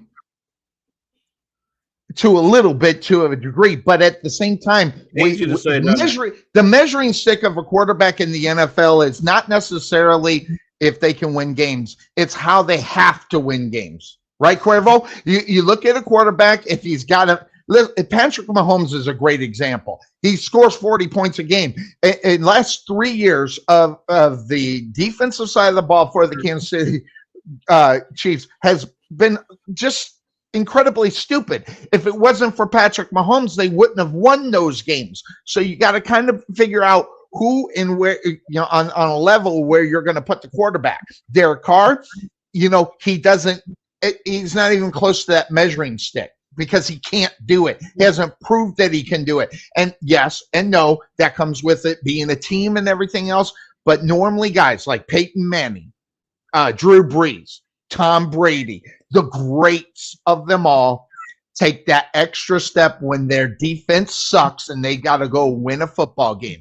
And Derek Carr, throughout his career, has not been able to prove that he can get in there and come back and win a football game. Now, that not personally, should they be in that position? That's irrelevant. They're in that position. They can't win it. And that's how quarterbacks are stacked. And it's not fair. It's just the way it is. But it is right. Now, Lions and Saints, Cuervo. Who do you got in this one and why? I like Detroit. It almost ties into what we're just talking about. I just think the Saints offensively right now struggling, and not completely because of Derek Carr. It's more of health, especially at receiver for the Saints. I mean, they're depleted right now. Michael Thomas out again this week. A big surprise. Yeah, of course he is. So, but he made sure to get cash his check, right, or get that direct deposit. Exactly. So, but then you also got Shaheed is out for the Saints today. Rashid Shaheed, who's showed some signs of a guy that they can go to when they need to make a play. So that leaves them. I mean, they're like super thin at receiver. So I mean, I don't know who they're going to throw the ball to. They expect to see some Taysom Hill. Is Michael Thomas on the injury list there, Cuervo? Because I'm looking at an injury list. I don't see him on it. You know what? Let me. I may not be looking at the right place. You usually have better, as far as injury updates, as you usually have the better sight. But yeah. I know he didn't play last week because of a knee injury. So here's and that being said, of course, that's the name of this show. If he is ready to go and he is actually going to be playing in this game, I question how bad that injury was last week. I'm sorry, when you're talking knee and then you're going to bounce back the next week, how serious was it? And yeah, I got to stop talking about him. He pisses me off. Michael Thomas is probably one of the worst examples of a guy putting in the time and doing what he needs to do to try to win. He's on injured reserve right now for the Saints. Oh, he's on IR. It's probably why I didn't see him on that list. Thank you very much. All right, cool. All right, so I'll give him that. If you're on IR, that's 6 weeks, right, Cuervo? So minimum 4. Minimum 4. Got it. But it could be all right, so I'll give him that. Yeah. All right, so I won't beat him down too bad on that then. So, but if he came back this week, that just rips short. So you're going to go Lions. So who are you going to go for, Trey? Lions, Saints. Lions. You are going to go Lions because you were actually kind of almost trying to feed me that you were thinking about taking the Saints. So were you really thinking about taking the Saints? No. I'm saying that I can see this game be a thing to where the Lions don't play to their level and the Saints hang in there. because that could happen. I mean, we're talking bad about the Saints and Derek Carr now. Watch them put up 35 points. But, Yeah. but I mean, it can happen, right? Watch them win. I mean, yeah, watch them win. I don't see it. I mean, I think they're playing in Detroit, so I think that's. No, they're in New Orleans. Actually, New Orleans. That won't matter. Anyway, but look. Well, the Saints are just a bad team all the way around. Yeah. So with or without a good quarterback, it don't matter because the rest of the team sucks. But that's the scary part about that. If you take them too lightly and you let them hang in there, now if you're the Lions and if you peaked the way I think they may have peaked already, that might be a problem. Now, having said that, I'm going with the Lions. So you're just keeping an open mind, but you're telling me there's a chance. Come in and actually get this one. So watch out for New Orleans and Derek Carr. He might put up 35 today. Now that I don't expect it. That defense. Hey, that Lion defense is pretty good. So now that takes us to the next game. Just slide over from the top to this side to go over here and taking a look at the Bolts taking on. Oh my gosh, this should be the easiest pick in the world, right, Cuervo? I mean, but is it? And that is what I was searching for because we were just touting Justin Herbert as a top 10 quarterback. I didn't necessarily agree with that statement right now. Maybe 12 or 13, but time out. You guys were telling him. I was saying no. Oh, well, no. Well, I think he'd said it in just off the top of his head, top 10 quarterback. I kind of maybe think he's 10 or 12, maybe 13. I wouldn't even go that far. Where do you think Justin Herbert's at? I think he's a top 20 quarterback. I'm saying probably in the lower half of that 15 to 20 mark. Wow. Okay. Well, hey, just what I was saying, the expectation of what Justin Herbert should be able to do, he hasn't been able to do it. Win that big game, coming back and winning, making you are that quarterback that makes you stand out above the rest. And we're not getting necessarily Justin Herbert at that level. But then you're playing. I don't know if the Patriots have just called it off and said, screw it, we're done. Obviously, their quarterback situation is not bad. It's just god awful. So Cuervo, I don't know, Zappy, Bailey, or Mac, whoever's going to be playing at quarterback. This should be an automatic pick for the Chargers. But you can't do that because, first of all, the Patriots, they're at home. You say whatever you want.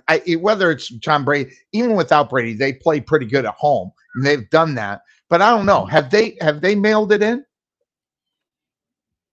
The Patriots? Yeah, the Patriots. Have they mailed it in? I think no. I don't know if they've nailed it in. I just think that they just don't have the talent to keep up with teams anymore. Not the same team. They're just not the same team anymore. I wonder, and by the way, Bosa, he's out, right? I mean, I heard he got hurt and hurt bad. So Bosa is going to be a big part of the game if he's in there, but I think he's out. So that's going to be another thing that the Chargers are going to have to figure out defensively, not having Joey Bosa. Is it Joey or the other one? No, it's Joey. Yeah, it's Joey Bosa. So the question here would be here's my injury list. Like I said, yours is better than mine. He's probably on IR based upon what I hear. Yeah, Joey Bosa is out on IR. So he's not going to be in the game. And then you look at Keenan Allen is questionable. He's not probable. He's questionable. When Keenan Allen is probable, he's going to probably have a good day. He's questionable. So, and he's got a quad. It's a quad, so it's a leg problem. You don't want your wide receivers to have injuries on their quads or anything to do with their legs. so you want to look out for that. So he's questionable. And so outside of that, I knee jerk pick San Diego. Actually, Los Angeles. Sorry, I can't get out of either. Trey. Yeah, To me, there'll always be the San Diego Superchargers. So. But yeah, paper, everything that's talking is all on the Chargers. Are you gonna buy the paper that the Chargers should win this football game? Based upon watching the damn game and which Charger team might show up. I don't know. What do you think, Cuervo? No, I mean, I don't even know why we're debating this one. I mean, okay, well, maybe I'm just trying to. Yeah, I'm just trying to throw a little more shade up on the Chargers and Kellen Moore, their offensive genius calling that's going on over there. Because if this was Kellen Moore and the Dallas Cowboys taking on the Patriots, you'd have to worry about this game. I have not heard anybody say that, Sonny. What? That Kelly Moore is a genius. Just saying. I never said that when he was here. No, I'm being facetious. Yeah, I use that big word. I know what it means, so it's amazing. But all right. So nothing to talk about in this game in reality. So basically move on, right? So I'm doing a Trey here.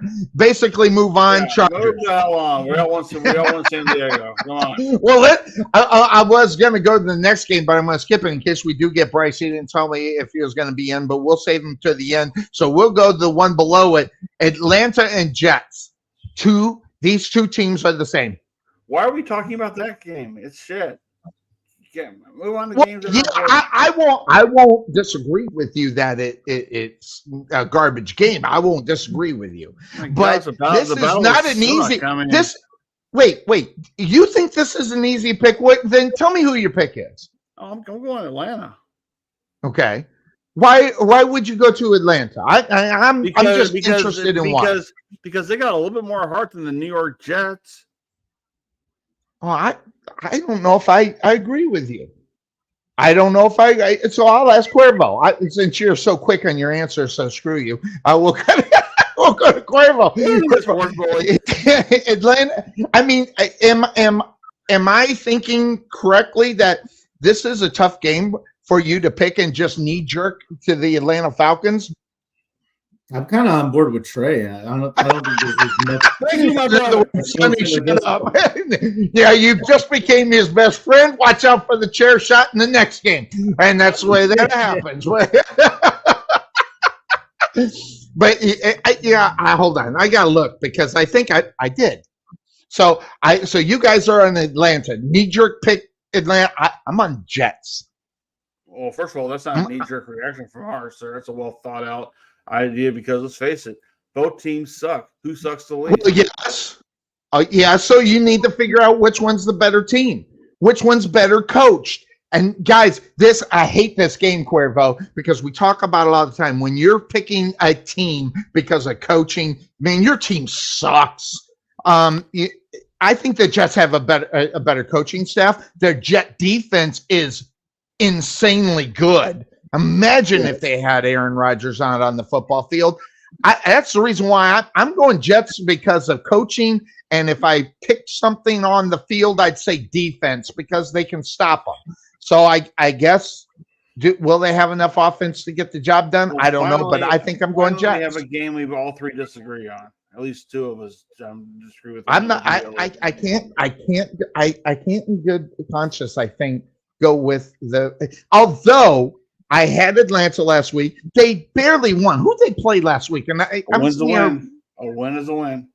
I agree with you to a point, but last week the Atlanta Falcons skimmed out a win against Atlanta against New Orleans. again, Dallas suck. So I mean, Yeah, they're but playing games that they suck. both suck. But the Jets defense is 10 times better than what that the Saints bring to them. So I'm gonna stick. I'm not gonna change that pick. I'm not gonna go with you. I want that point. I think that's gonna be the point that separates us this week. I'm going Jets. You want me to go put my Jets shirt on? Yes, I got one. I know you do. So you don't even want to talk about this. All right, so I'll do this. I will hand it over to that guy right there. What game would you like to speak on for the rest of the game? And we can talk about it. Well, Debate.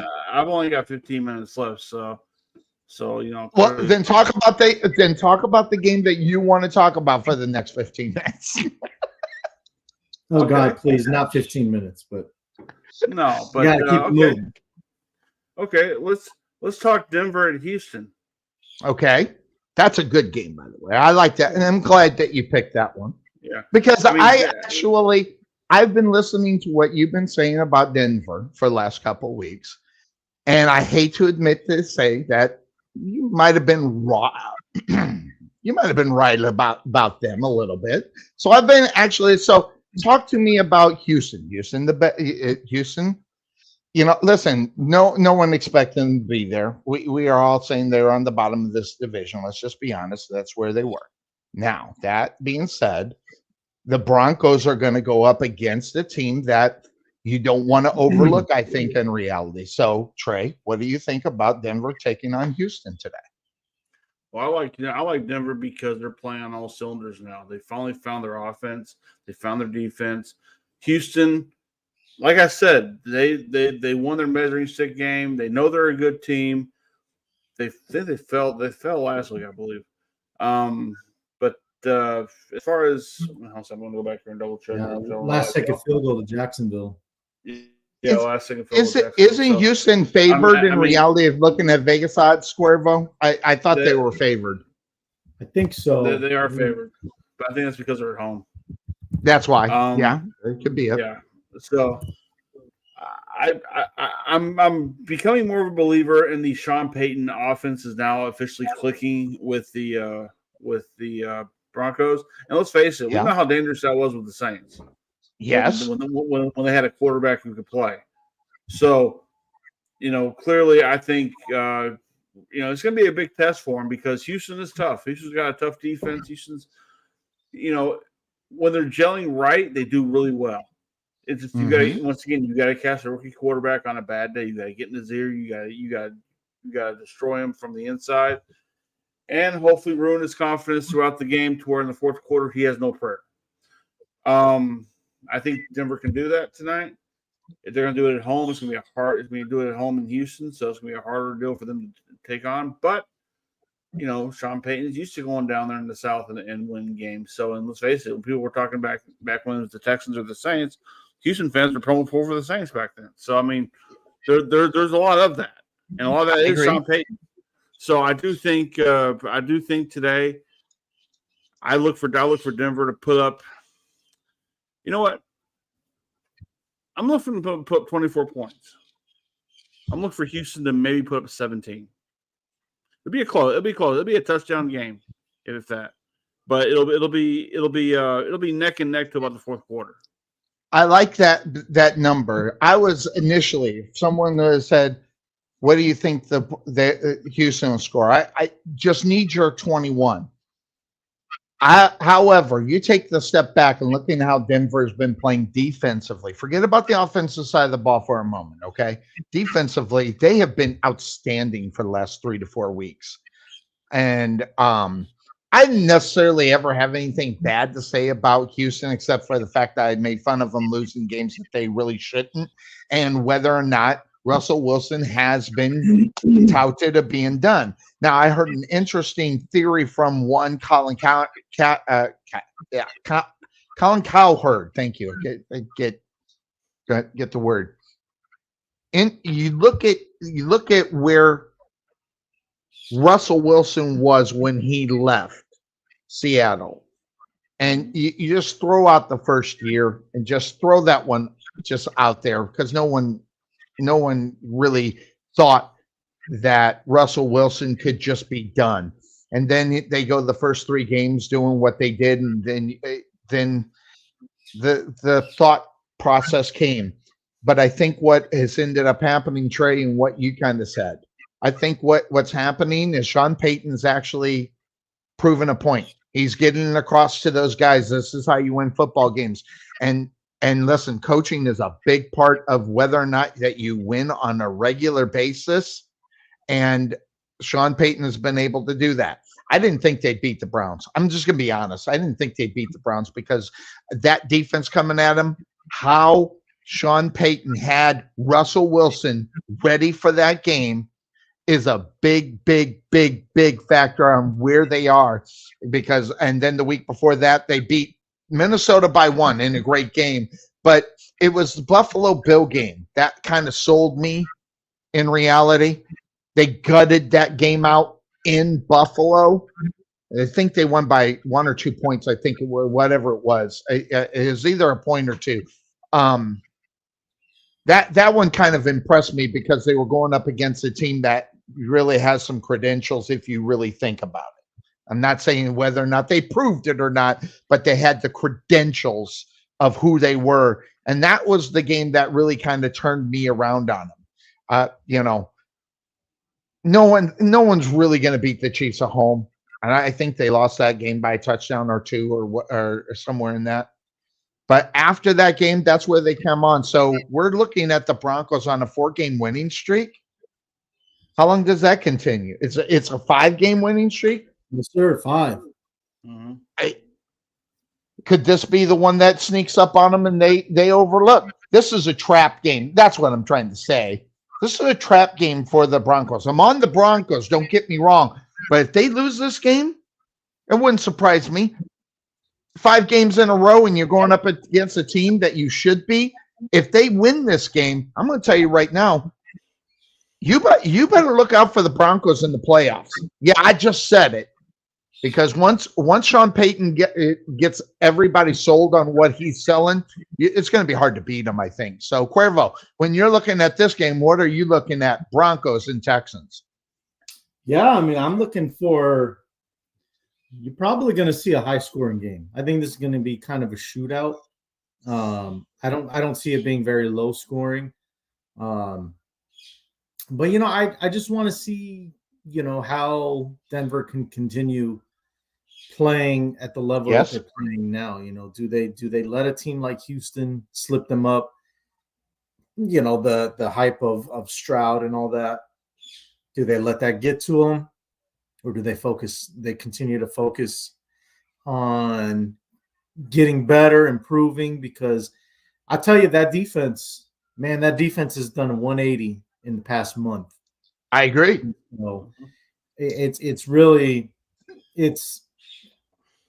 It's surprising to see, but it's also good to see because the house is a happier home in the past 5 weeks.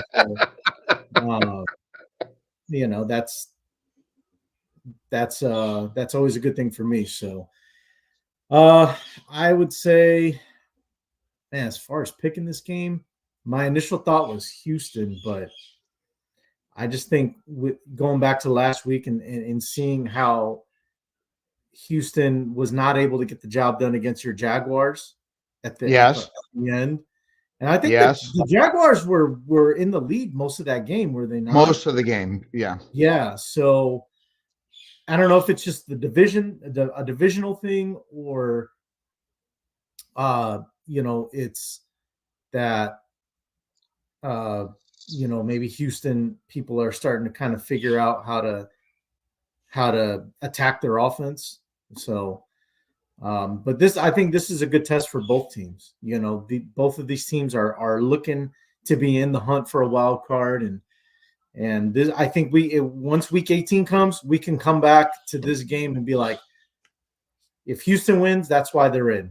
If Denver wins, that's why they got in. So good point. Game that it is. Very good point. Now, that being said, of course, that's the name of this show. It's time to bring on the best smile on the internet. Dig it, sucker.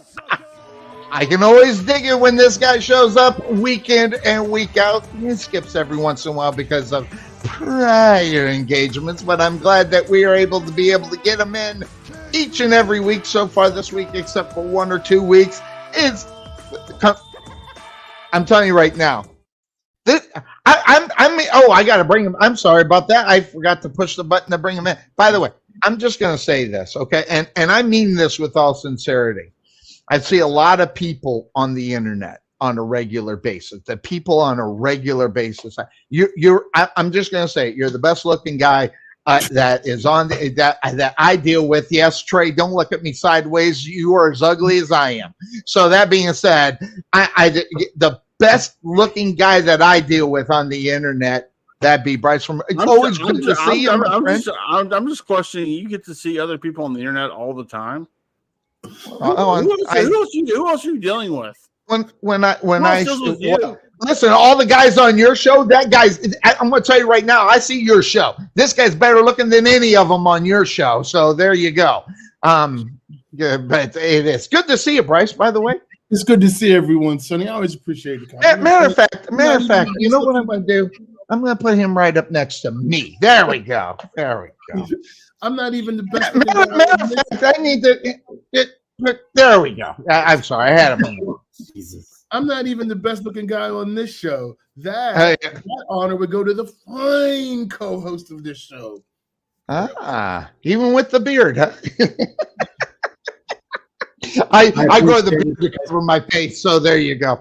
But always good to see you. Hey, by the way, we are talking a pretty good game here. The Broncos and Houston. You were touting them when I was dogging them, and maybe not rightfully so, but just an in general look at an overview, quick. More so than diving into it because of how bad the Jags really are. They're pretenders, by the way. The Jaguars are pretenders. Sorry, they are, and you'll find that out in the next 4 weeks, and you might even find it out today. That being said, what do you think about Denver going up against Houston today? I know you got some mad love from C.J. Stroud down south. Go ahead, Cuervo. Quick comment. I got to give props to Bryce. I do. Uh-oh. He's the only one last week that picked these guys. Oh, that's right. He was on the island. I was mad about that, by the way. I should be ashamed of myself. I went against my own team. And you should have. I mean, every blind dog finds a bone every once in a while. So there you go. You got it. The Steeler fan went with the Chicago Bears. And so, you brought some good fortune to them. Even though they didn't score a touchdown, they still found a way to win a football game. Sometimes that's all that matters, guys. That's all that matters.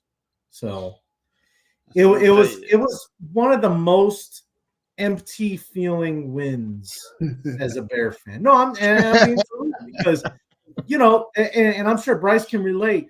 Sometimes the Steelers will win a game, but you're kind of like, how the hell that happened? Yeah, like they win. But man, Kenny played like crap. Offensive line didn't block for him.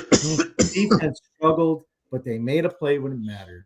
And that's what the Bears did. So I appreciate the love, Bryce. Listen, I call it like I see it. And I just had a feeling the Bears defense was going to show up. And no, I do not need to be drug tested because the Bears won. I can't do that. But I'll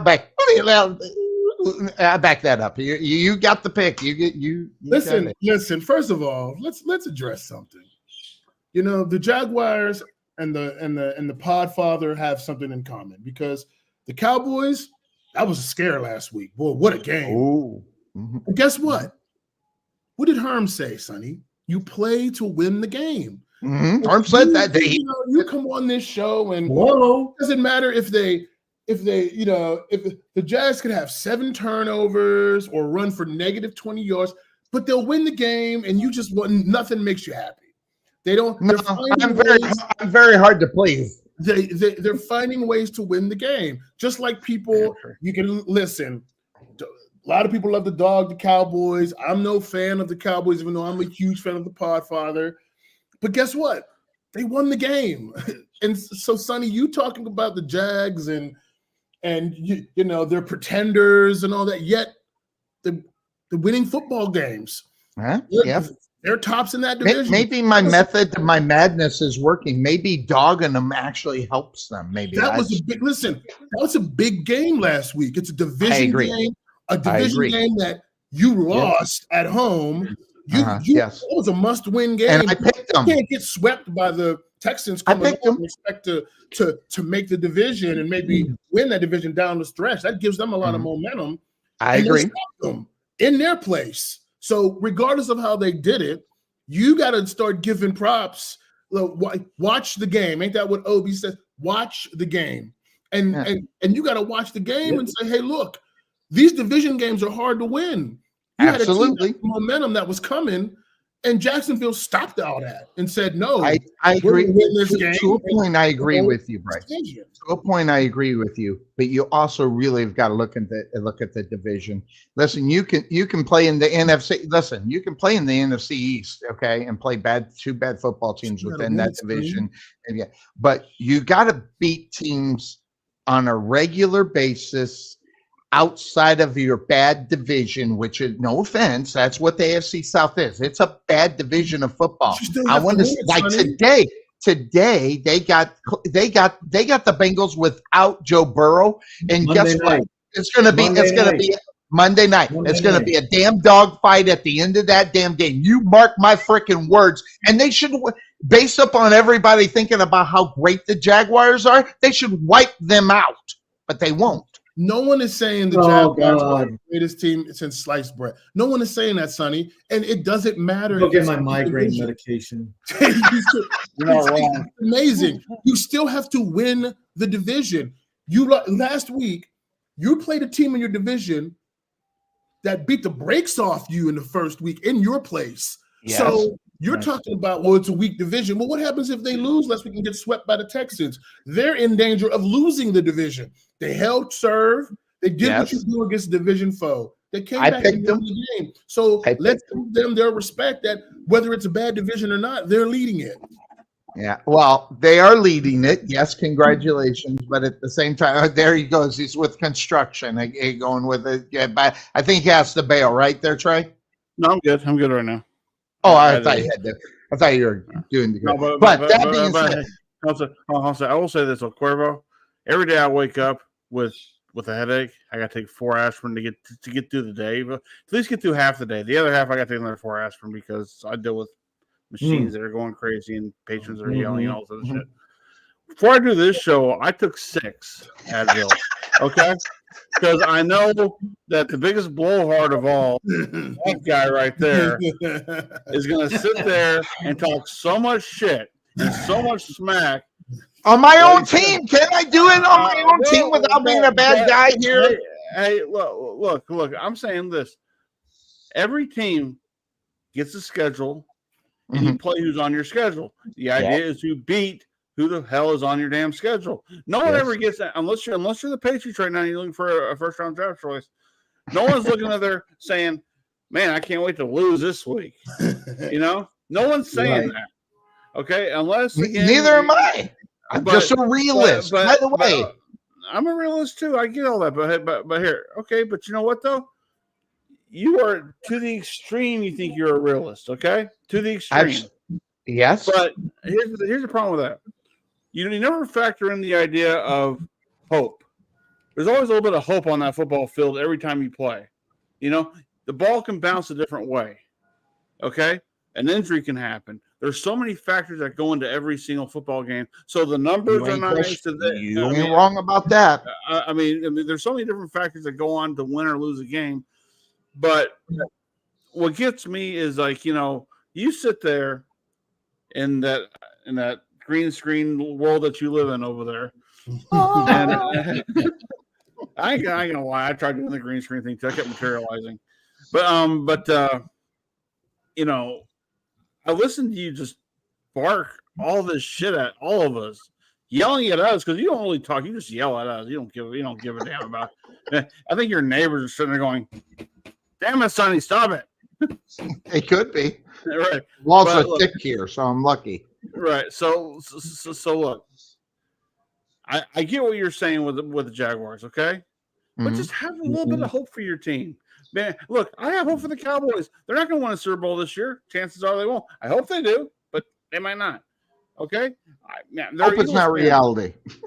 Hope may not be reality, but then again, what if it is? Never know. What if it is? We're going to talk about that Jaguar game here in a few moments, but yeah. Matter of fact, so I mean, look. I just think you need to just settle down a little bit. Give me and Cuervo a chance to at least adjust to our headache medications, okay? Because we can only take so much, okay? I mean, we're all getting up there. And you saying that is not going to change the last 14 years I've been reading this. But that being said, back to Broncos, Texans. Who you got there, Bryce? Man, this is an interesting game. This to me is almost a pick'em game. But you know what? Houston's favored by 3. I'm going to go with the Denver Broncos. I think their defense has really turned it around. And the thing about Denver is, C.J. Stroud is on a tear. I thought their offense moved the ball. I thought the Texans defense got a little bit exposed against a good quarterback. I've always think Russ is a baller. He could still play. They got Sean Payton, for whatever I think of him, is a good play caller. And they got a corner. They got Patrick Surtain on that side. And Surtain is a baller. And this ain't like going against a secondary where you don't have a dude and CJ Stroud's really going to go off. I don't see the Jaguars as having a dude in the secondary. Whereas Patrick agree. Is a dude. And so he's taking off. He's going to shut down half the field. You don't want to be throwing a bunch of stuff over his way. I don't know if they're going to travel him because the Texans go receiver by committee. They got a lot of good, young, fast guys. But that's going to be a tough matchup. I think the Broncos get after it and ultimately get the win.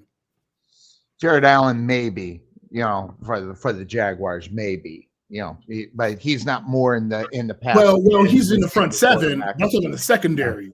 I think Josh Allen is definitely a dude, but in the secondary, I don't see a Patrick Surtain for the Jaguars. I see good players. I just don't see a Patrick Surtain.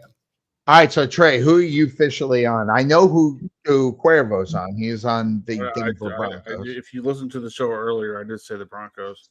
I didn't hear it. I was just making sure. All right, that said, I am on the Denver. But also, just in case you need clarification, I'll say it so everybody can hear. I'm picking the Broncos. Okay, thank you.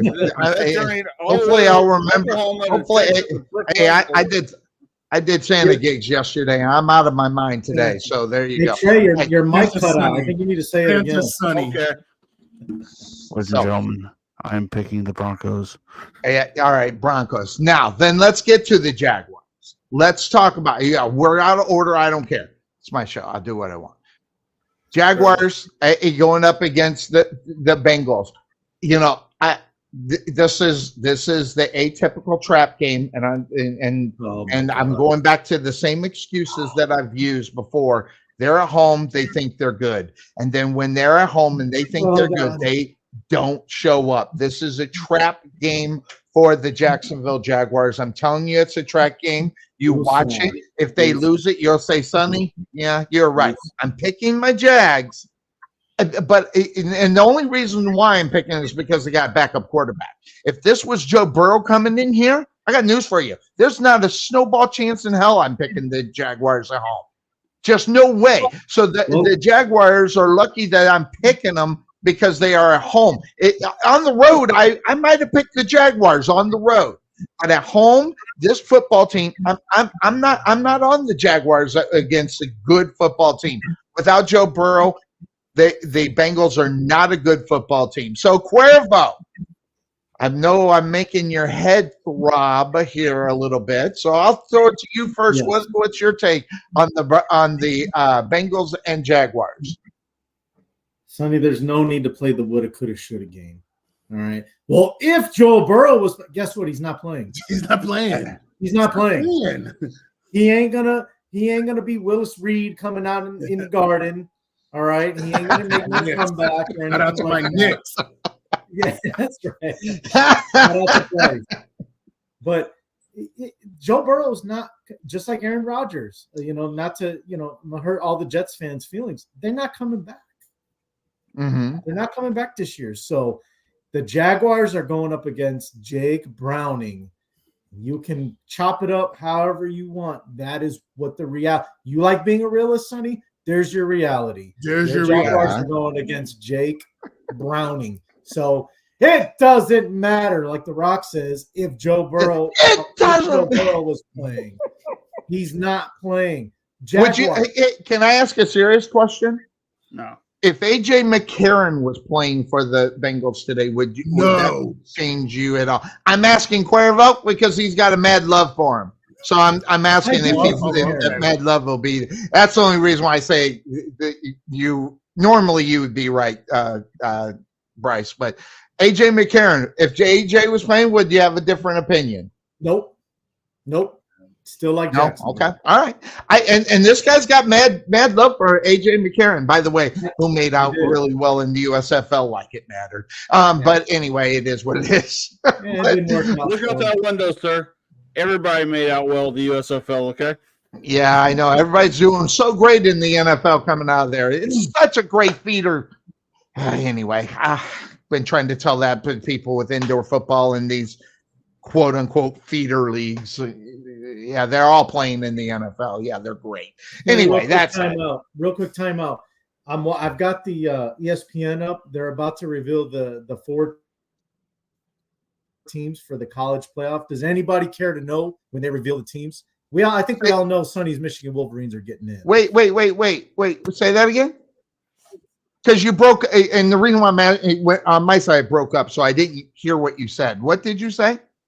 I'm watching on ESPN. They're about to reveal the 4 teams in college football for the playoff. Oh. When it breaks, does anybody care to know who the teams are?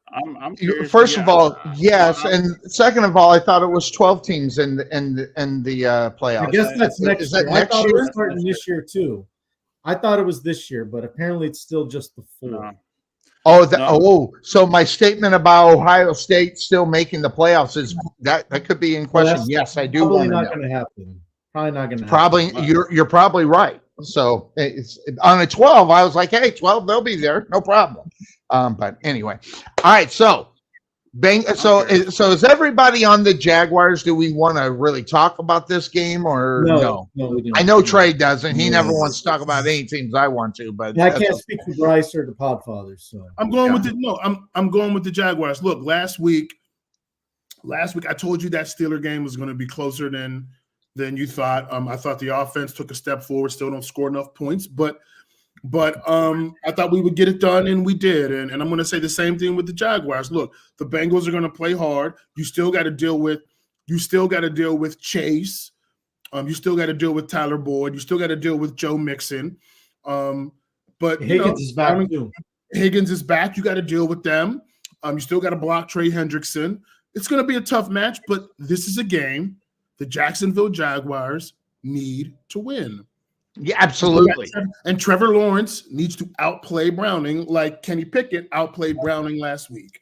Yeah, and that being said, we can I can bash them all day long, but it does boil down to the Jaguars need to beat teams that they should beat.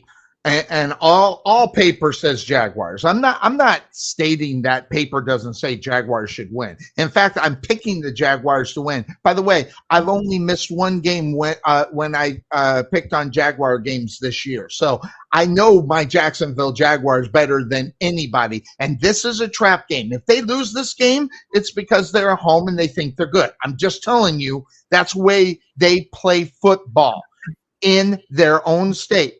But again, it's Monday Night Football too, something they're not used to. I mean, this team is not the Bengals, roll out on Monday Night Football all the time, but with more so when with their other quarterback they did.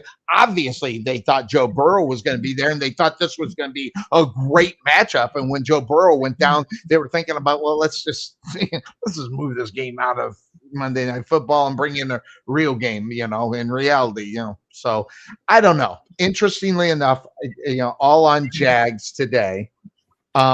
So that will take me to the Carolina Panthers and the Tampa. That's what I thought about that game. I know your pick because it's the way that you've been talking. So no, I did go over you and I did it on purpose. No, I'm just joking with you. Go ahead. Who you got in that one? I got the Jaguars. Oh, I love it. Anyway. Oh, Lord. All right. To a screeching halt and then just thank you very much. He'll be here all week, So. But, all right. So, Bryce, Trey Mack pointed out today that the 1-10 Panthers have a chance of making the playoffs still. They don't have that mark there. They're going up against Tampa. Oh, my God. What a toilet bowl game. Real quick, let's take a look at this one. What do you got in this one? Tampa and the Panthers. Mm-hmm. I'm going to go with Tampa. I think this year is a learning year for Bryce Young. Carolina has a lot of work to do. Yes. I don't think Tampa has been they're not good, but they're respectable. They've played hard. They haven't given up on the season. They're not a great team, but I think at this point they're a little bit better than Carolina. Now, that being said, it's the name of this show. It's a division game. Yes. Division games. Division games are always tough, and they're always not only they're always tough. Anything can happen in those division games because teams kind of tend to get up to play each other, even if some of the rivalries aren't as intense as say they are in the AFC North. But I'm still going to go with Tampa Bay on this one. I got them beating the Panthers today. And Trey, who brought up the fact that the 1-10 Panthers are still in contention to the playoffs. I don't know if it's a well wish for himself for the Panthers, but who do you got in this one, Trey? Yeah, and I just asked you, Trey. I'll forget Cuervo, but no, I'm just joking. But who do you, Thanks. I'll forget one. Okay. Who do I think is going to win this game? It's it's a battle of suck. It's like which turd can be polished the best, right? Best way to put it. Uh-huh. I mean, look, I've got Tampa Bay because I think after this game, Tampa Bay will be. I think Carolina will be out of playoff contention. All right. That's really a thing. I mean, look. I trust Baker Mayfield more than I trust Bryce Young. I think I am right there. I think Tampa Bay, they've just had a string of bad luck this year. Nothing's worked out right for them. Today's the day that it will help. Having said that, this could also be a game where Carolina looks and goes, maybe we have a chance. Maybe we got don't play the bit. We know what you're gonna do. Maybe there's an opportunity that we can actually take advantage of here today. I don't see it happening. I think the Bucks take it. And Cuervo. Big game, maybe not big game, toilet bowl game. I don't know. What do you think? Tampa wins. It's that simple for me. All right, so you didn't give a lot of thought to this one. Right? I did, but I won't put Trey through that. I might kill him with my deep analysis. I'm on Tampa Bay. Now it is time. It is time for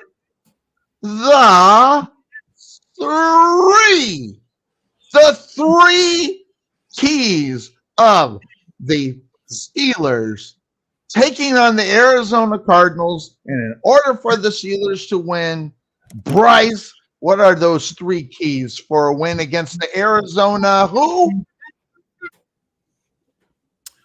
The Arizona Little Tweety Birds.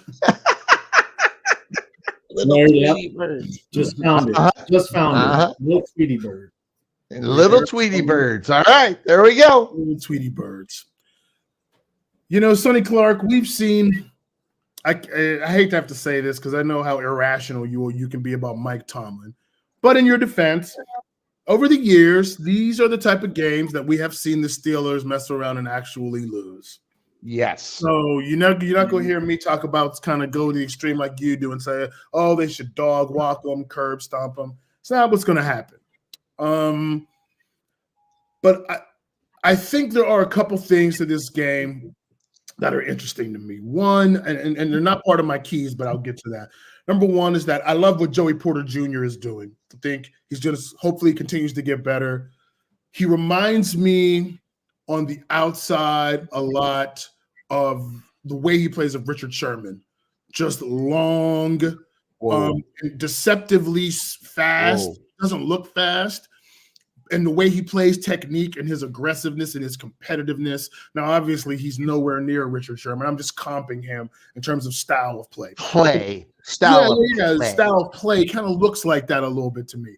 The problem with Pittsburgh this year is since they didn't trade for a corner, it's the other corner. And Arizona's got some interesting, fast, young guys that if they decide we're going to throw it and we're going to come at these other corners and see if they can cover all game, that could prove a problem because you still got the threat of James Conner in the backfield. So keep an eye on that. But in terms of this week, so the three keys to win this week for us, I think number one is you got to contain Kyler Murray. You can't let this guy get out and make wacky plays. Again, we all know Sonny Clark, y'all. He's probably going to rant about Kyler Murray. They should trade him. They should cut him. He's not good. All of this nonsense. The fact is Kyler can make all the throws, and he can get away and extend. And if you give him time, he is a playmaker. He has shown that.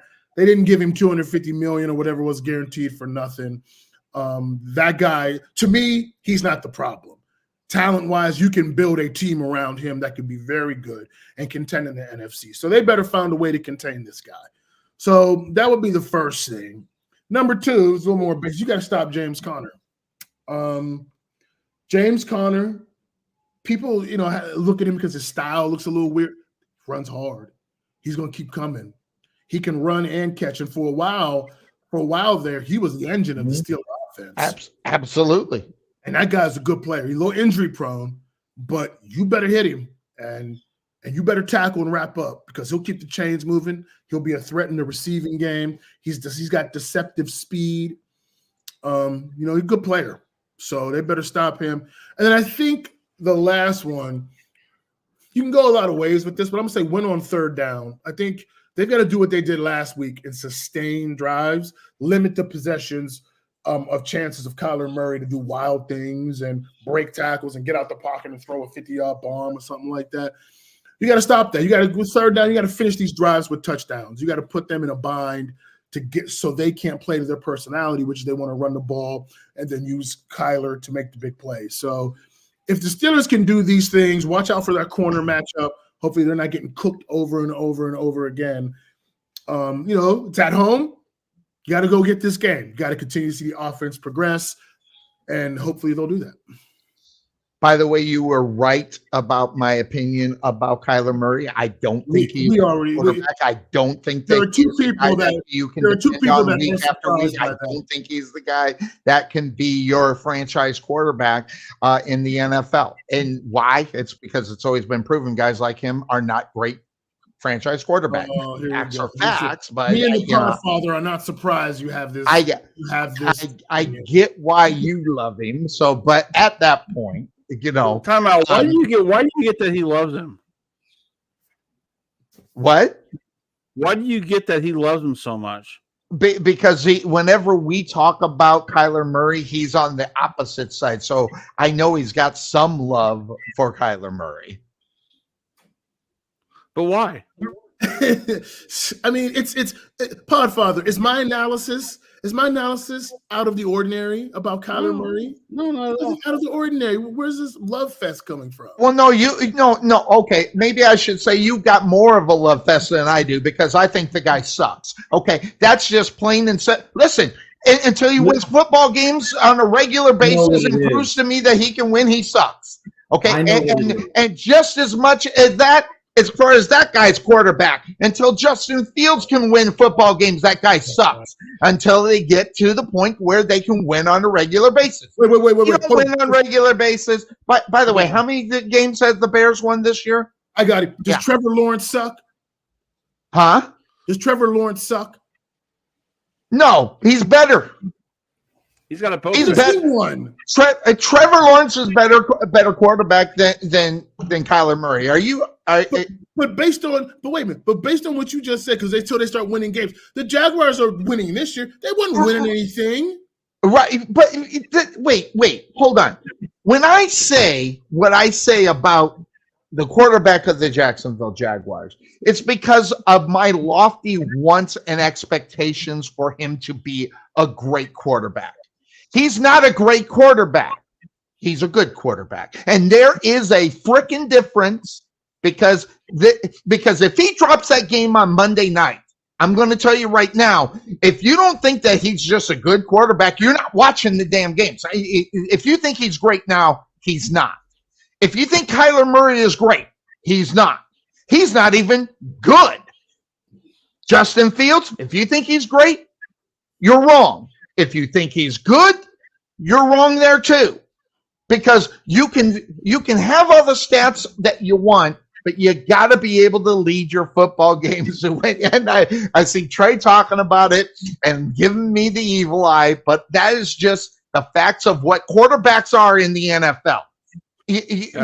Guys, everybody look at Sonny and just give him the knowing nod. Bryce. Yeah. Do you see what's happening here, Bryce? I do. Well, yeah, that he gave you that look just now. But you know what he's doing? He's doing it again. He's doing it again, Bryce. Number one, he's dogging mobile quarterbacks. And number two, he's yelling at the crowd. I freely dog open mobile quarterbacks. Yes, I do. It's ridiculous. Let me see. Yeah. Hold on. Let's really test the theory here, Trey. Okay. Sonny, who would you rather have? And disclaimer, this is not a racial thing, all right? So anybody watching, listening, it's not about race. Who would you rather have as a quarterback? Kyler Murray or Derek Carr? Who would I rather have? No. That's what he asked you. Okay. I'd rather have you, Sonny Clark. I'm asking you. You're asking me? Kyler Murray. Derek Carr in a heartbeat. Oh my goodness. There you go. Derek Carr in a heartbeat. By the way, how many games has Kyler Murray won? How many has Derek Carr won? I'm going to tell you, I haven't done the research. Derek Carr's won more football games than Kyler Murray. Period. Listen. That's a fact. That's not just Sonny being crazy. That's how many. We should look it up. We should look it up. How many games Kyler Murray won? Derek Carr. Absolutely, Derek Carr. There's not even a question of who's the better one. You're not watching the damn game. He's not better. Kyler Murray is not better than Derek Carr, and Derek Carr sucks. Derek Carr sucks, and so does Kyler Murray. Until he can win football games, he sucks. I'm willing to bet you this. Now, we'll never know this because we can't do this. If you trade Kyler Murray to the Saints in place of Derek Carr, just make it even, I'm willing to bet you the Saints have got 3 more wins on their hands this year. With a healthy Kyler Murray. I totally agree. Oh, I love the way. Good curveball, Bryce. I love you. He's got to be healthy. Exactly. We're talking about they're both healthy. Kyler Murray hasn't been injury prone. He got hurt, but he's been available.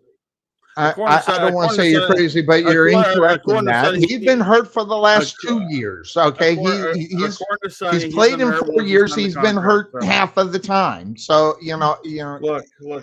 He's kind of hurt. His contract, and he got hurt doing it. So I mean, that's kind of how it all plays out for Sonny. Wow. No. So, but that's just what I think. But yeah. Cuervo. Okay, I'll let Cuervo answer his own question, or no, whoever brought up that. Derek Carr or Kyler Murray, Cuervo, who you take? It's actually tough for me. It's like I asked the question, but it's actually hard for me to answer. Jeez, maybe I shouldn't have asked that. Here's my thing about the two. Because they're the opposite of each other. So I don't question Derek Carr's, like work ethic, but he's not very talented. Kyler Murray, I don't question his talent, but I do question his work ethic. Because of the whole thing with putting in the clause in his contract to do film study and all that. It just kind of makes you wonder, like, okay, how committed is he to whether it's playing quarterback in the NFL, maybe it's an Arizona thing, maybe he's just like, I'm done with the Arizona Cardinals. I don't know, but I question that's it right there. His work ethic. But with Carr, I question. I mean, he just doesn't really have look talent. We live in a world now where these sports athletes dictate where they want to go. Okay, look at the NBA. That's what they do. Okay, the NFL is really wanting to get to what the NBA is doing. You think they are? And that's a serious question. You think they are looking to get that way? I think the players are. I think the owners don't want that to happen at all because the owners still want to have control of their team. Oh, okay. Who's going? What's going on, Cuervo? He's got some breaking. Wait, you know what? I don't know why I don't have the breaking news thing here because I think Cuervo's got breaking news and I don't have it in my list. I am sorry, so sorry, Cuervo. Well, you got breaking news right there. Well, so 3 out of the 4 teams have been revealed. They haven't revealed number 4, but you're going to get 2 versus 3 is the Washington Huskies taking on the Horns. Texas is number 3. That's my friend Jay. So who's Michigan going to play? Michigan. Congrats to Sonny's Michigan Wolverines. They are number 1. I think we all knew that. Mm-hmm. And they're going to play the Alabama Crimson Tide. Yeah. Okay. All right. Just really quick on that. FSU getting left out is a joke. I think, and that's what I was about ready to say. I think Michigan should play FSU. Alabama finally gets booted out of the top, for it'd be a good lesson for them to get better. I'm not saying they're bad. Don't. They just need to get better so they can get back. So it could be a spanking that. But you're right. I think FSU not being in there, and I'm just going to put it out there. As much as everybody talks about Michigan's running game and everything, how great they are, I got news for you. In this playoffs, that's going to be their weakness. I know everybody says it's a strength, but I'm going to tell you right now, I watched that game, every minute of that game, and he played well, but he was able. But that defense that they played against Ohio State is not going to be anything like they would have seen if they played FSU. And I think that's the reason why they didn't get in. FSU's defense is really good, and they weren't going to run the ball. I don't think they were going to run the ball on FSU. They'll get an opportunity to do it at Alabama if they are picked. Bryce, this is the reason why I think Sonny just said it, but I wasn't listening. Florida State didn't get in because their quarterback. That is the number one. That is the only reason why.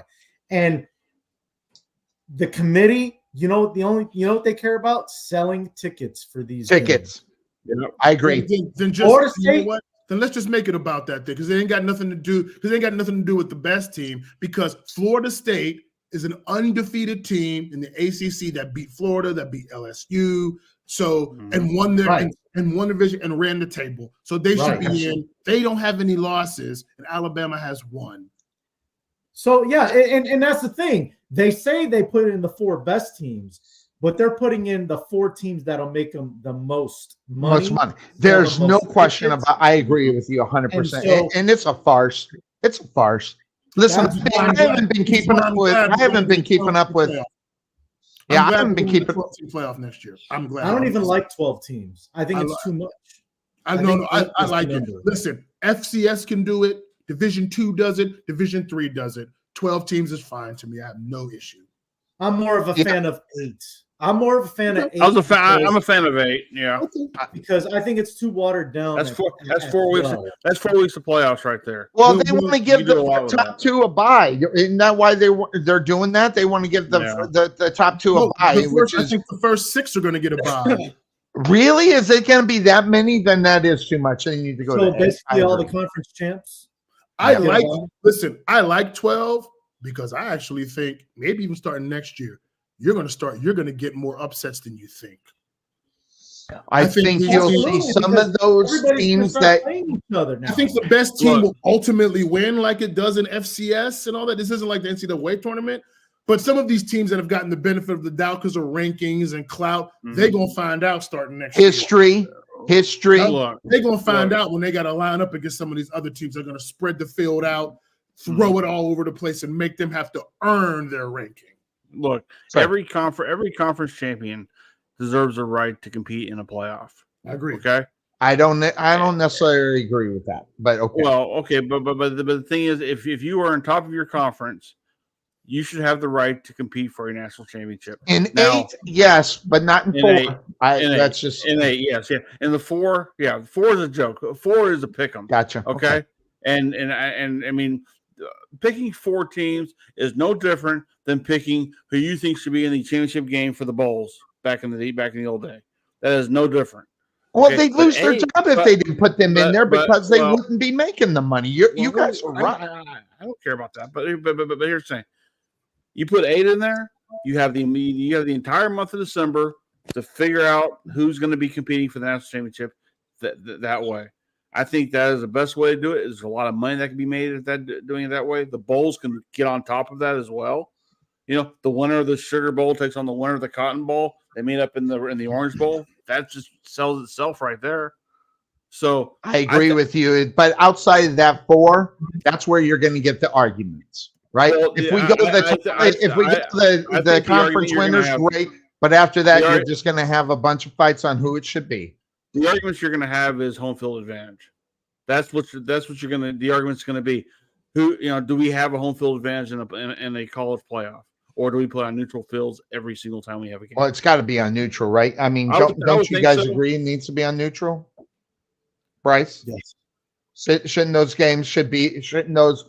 should be the bowl games. They should take the highest bowl games and run them through that bowl games to get them there. I think they're doing that now, but they have to expound on it and find the other ones that are better. But I can see where the colleges sit there and go, well, if we have this kind of record, we should have home field advantage at least the first round. People are going to bitch. I'm fine with those arguments, Podfather. I just want it to be arguments with the 12 teams. Like the rankings are going to matter. I think 12 still allows the rankings to matter. I think, you still got to schedule good people because you don't want to schedule yourself out of getting out of the 12 because it's going to come down to 13, 14, 15. The argument's going to come, strength of schedule, all that. You still have all of those elements, but now we get to decide it on the field. Because Florida, I don't care about eye test. I care about the results. And the results are, to me, Florida State deserved to be number 4. Yeah, I think I agree with you. But the committee doesn't have the gumption to leave off. You think about it. Texas has a loss. Alabama has a loss. Yeah, those are 2 teams that overstepped us. Who? Alabama lost to Texas. Yeah. Well, have they picked the 4th one yet, Cuervo? Yeah, Alabama. Alabama got it. It is Alabama. That's just wrong. I'm with you, Bryce. That's just wrong. It should be Florida State. Real quick, I just want to say, I have nothing against Florida State, so this is not a knock on Florida State. But even though Georgia did not win the SEC, I've got a problem with Georgia not having the opportunity to defend their crown because they're the defending champs back to back. And now because they lost the SEC title game, they got knocked down all the way to 6, and now they don't get a chance to defend their title. I have a problem with that personally. So should they? I'm asking, not criticizing. I promise. So you think the team that won last year should get the automatic bid into with it being 12? I'm sure you're thinking of being 12 or 8. But with 4, do you think they should get the automatic bid? Well, depending on if they, how their season played out. Georgia had a 29-game win streak going into that game yesterday. I agree. And they lose by 3 I'm not criticizing. They lose by 3 points, and you knock them all the way down to 6. Yeah, I don't know. I get the whole thing. You didn't win your conference. I understand that. Hey, this is a team that just ran a 29-game win streak. They're the back-to-back defending champs. If anything, you put Georgia at 4, and you could put Florida State at 3 or something like that. And you got Washington, Florida State, and then Michigan, Georgia. But it's not but that's the thing. Real quick, Podfather. See, here's my issue with that, Cuervo. It's not a lifetime achievement award.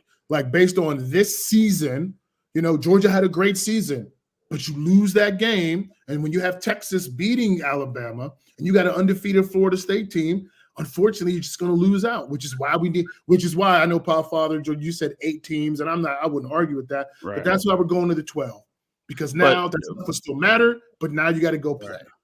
But the argument here is this: so last year, TCU lost the conference championship game and still went to the playoffs, and still got to where they got to. It. There you go. And get embarrassed in the national championship game. Get in. Yeah. So you know what I'm saying? So there's a once again, it's college football. It's always been a popularity contest.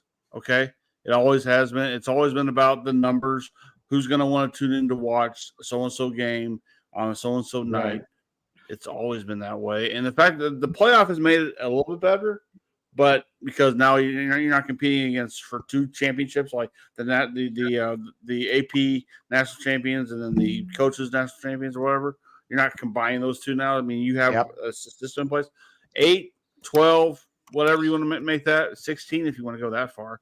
I mean, as long as you make it – it is too much. But the thing is, though, is that if in the world we live in, everybody gets a trophy.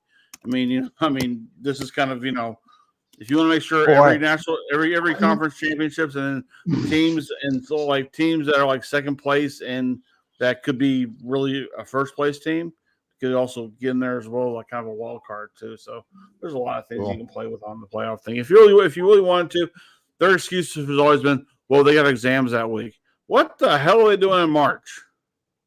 Well, I mean, are they taking exams when the quarterback costs you how many million? I saw a meme and it was true. I looked it up about Brock Purdy not even making $1 million, but quarterbacks in the portal are going to cost you $1 million. It's one of, it's. I love it, but. Well, guys, I gotta go. I got some work to go to. So see you guys, Bryce. Yeah, you got the love affair right there. How you doing? Yeah. Always great to see the Podfather, man. Got some mad love. So the Cowboys play the Steelers next time. Great energy. So I do my best. Sonny, the hell with you, sir. Yeah, the hell with me. I know. It's some mad love there that he always has for me. I get the chair shot every week. Oh Lord! I gotta get out of here in a little bit too, Sonnies. All right, so let's kick it rapid fire because we covered most of the game. Dolphins, Washington. I don't have a lot to say about. Cuervo, who you got? Sonny, who you got for Steelers Cardinals? Oh, I'm sorry. You're right. I didn't get that. I'm actually going. I'm going the Steelers. Mainly because the better football team is the Steelers. But if they give up that one play, that's what I'm worried about. Just like you are, Bryce. That one play that will keep Kyler Murray's attention to everybody, how great he is. He'll make that one play and everybody will continue to think that he's great. So that's the one I'm worried about. Outside of that, so Cuervo, who do you got now? It doesn't stop, Cuervo. You will never get me to stop. I have literally not heard one person say that Kenny Pickett's great. So no, this is true. That's fair. And Bryce hasn't even said that. I think if we made him pick on how he's going to be, the quarterback of the future last week, there was no question in his mind. It wasn't, but we're going to give him a little time with the new coaching staff. I don't even think Bryce is. He had a terrible offensive coordinator. Matt Campbell is a terrible offensive coordinator. Yep. So interesting. What college team will he end up on? Hey, look, I tell you right now, in this game, in this game, Kyler Murray's the better quarterback right now. I think I agree with you. So God, I can't believe I just said that, but I think I agree with you. It's not that big. But who's more primed to make the big error in reality? And I think that's more Kyler Murray than it is Kenny Pickett, in reality. So Cuervo, who do you got in this? Steelers, Cardinals? Yeah, I think this one's fairly easy for me. I'm not saying it's a blowout, but I think Pittsburgh, Adam, there's something about, and Bryce knows all well because I know he's been to many Steel games. The atmosphere in that stadium, it's hard to overcome that. And I think Kyler Murray's a guy that, will succumb to the pressure today, and those terrible towels are going to get to him. And I think that's what's going to do the Cardinals in, and the Steelers are going to win. Is he a mental midget? No, he's just a midget. I mean, he's what, 5'9", 5'10"? The term is little person. The term is little person. So is he a mental little person? Both of you two clowns. Yes. But Steve, listen, I think you know what? New morale on that football team. Good, bad, or indifferent. It's new morale. It's different. It's new. And you got to give it time to develop in reality. I don't even think the rest of the season is going to be enough to decide whether or not Kenny Pickett's going to be good. I think he needs time in a system that might work for him right now. They haven't got that system for him to be successful. Maybe it'll be this one. We'll end up seeing what happens with that. I hope it is, because I hate to see the Steelers be wrong about the number one position on the football team. Now, that's just because I got a love of storied franchises of making correct decisions. So that's what I hope for them, is making the correct decision on him. Now, I'm going with the Pittsburgh Steelers today. Well, surprise. I'm going with the Steelers. You know what? I'm even, because we won't have a show. It's going to be tough on Thursday because it's always tough with the Belichick defense. But I think Pittsburgh does just enough to win on and beat Belichick on Thursday night too, and get that win. It's a primetime game. If they lose this game, I worry about the Steelers coming back quickly to take on a Belichick team, even as bad as it is. The Steelers need to get their, if they want a chance for this season to really go somewhere, they need to get to 9-4 and win these next two games. And then absolutely, you gotta win these 100% agree. We need to see Kenny Pickett continue to take steps and play well in these next two games. You got a good you got a young defense. Thursday you're going against Belichick. He's going to throw the kitchen sink at you. So we need to see the progress. Pittsburgh needs to come out of this 9-4. Nothing to lose. That's the team you got to worry about, and that be the Patriots, because you got something to prove based upon gutting games out. And listen, you're second in that division. You could arguably be first in that division by the time the end of the season comes out. So you gotta go in there. And in reality, this needs to be a statement game. It doesn't mean they need to win by 40, but they need to go out decisively and beat that football team so they can be ready for the Pittsburgh Steelers in 4 days. Because I think if they lose, I think that you'll get that lull going into Thursday. They might win that game on Thursday, but they'll have to battle it out, and I don't think that's good for them. So, all right, fellas, I need to get up out of here. But good to see you, Bryce. Man, always love coming on the show. I appreciate y'all always having me on. It's never a dull moment. On that being said, and I saw the camera go to the right, so I. So always mad love, even though you love Kyler Murray. Mad love. I got it right here for you. Yeah, All right, Bryce. Good to see Bryce from Brooklyn joining us. It's always become. I was talking to my wife about this. When Bryce comes up on the show, I never laugh. And now, listen, Trey, when we were doing the commentary, that guy had me laughing, and has me.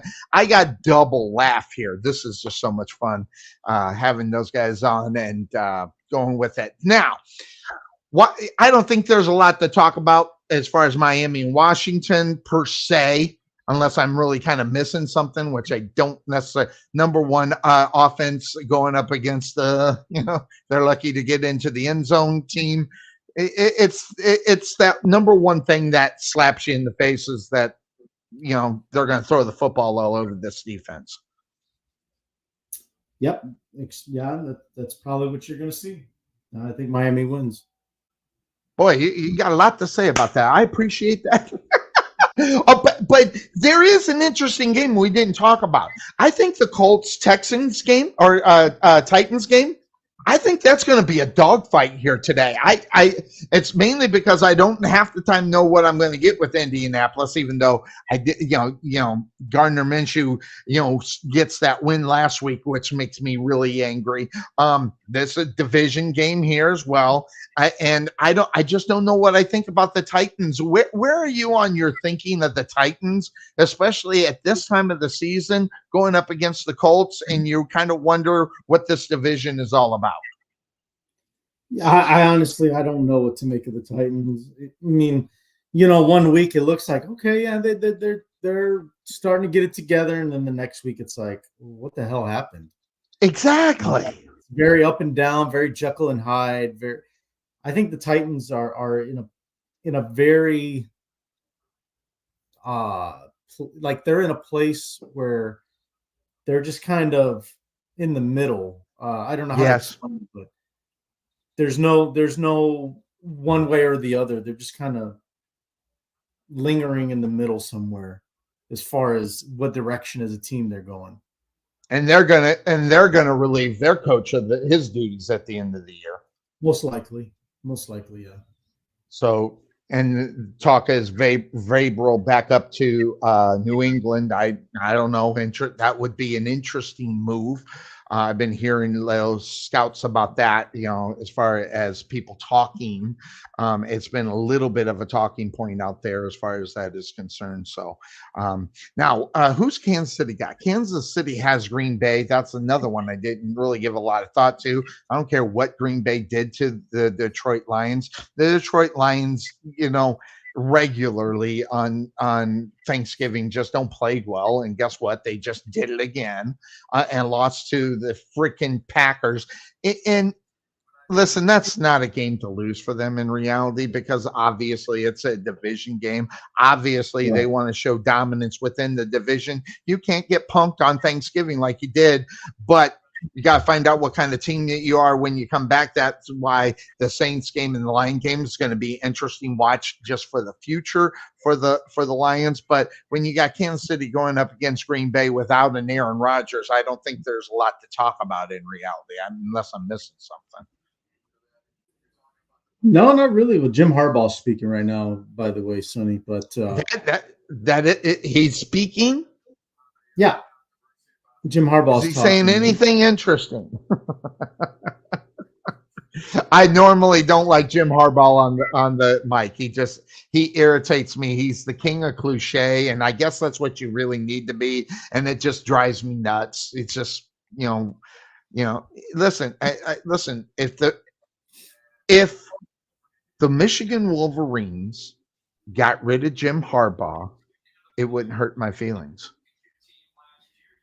Wouldn't hurt mine. First of all, I didn't want him there in the first place. Outside of that, I'm glad he did what he did. Obviously, three against Ohio State, even though the last one he wasn't part of. But I think that right there, the one that he wasn't part of, I think it just throws a point on the whole system that's up there in Michigan. My only worry is if Harbaugh goes, how many is he taking with him? You know what I'm saying? As far as Michigan's future and stuff, I think the guy, I forget the guy's name, the offensive coordinator who took over for him. He would stay. They'd give him a job. How much he could sell the ones that are still there to stay with him. That would be the big question on Michigan's future as far as that is concerned. In reality, I think. Right. Yeah, no, I mean they're just interviewing him about being number one and game against Bama and all that stuff. So there's nothing too interesting to talk about, but yeah. Browns, Rams. That was the only other game that I haven't talked about in reality. Browns, Rams, interesting game.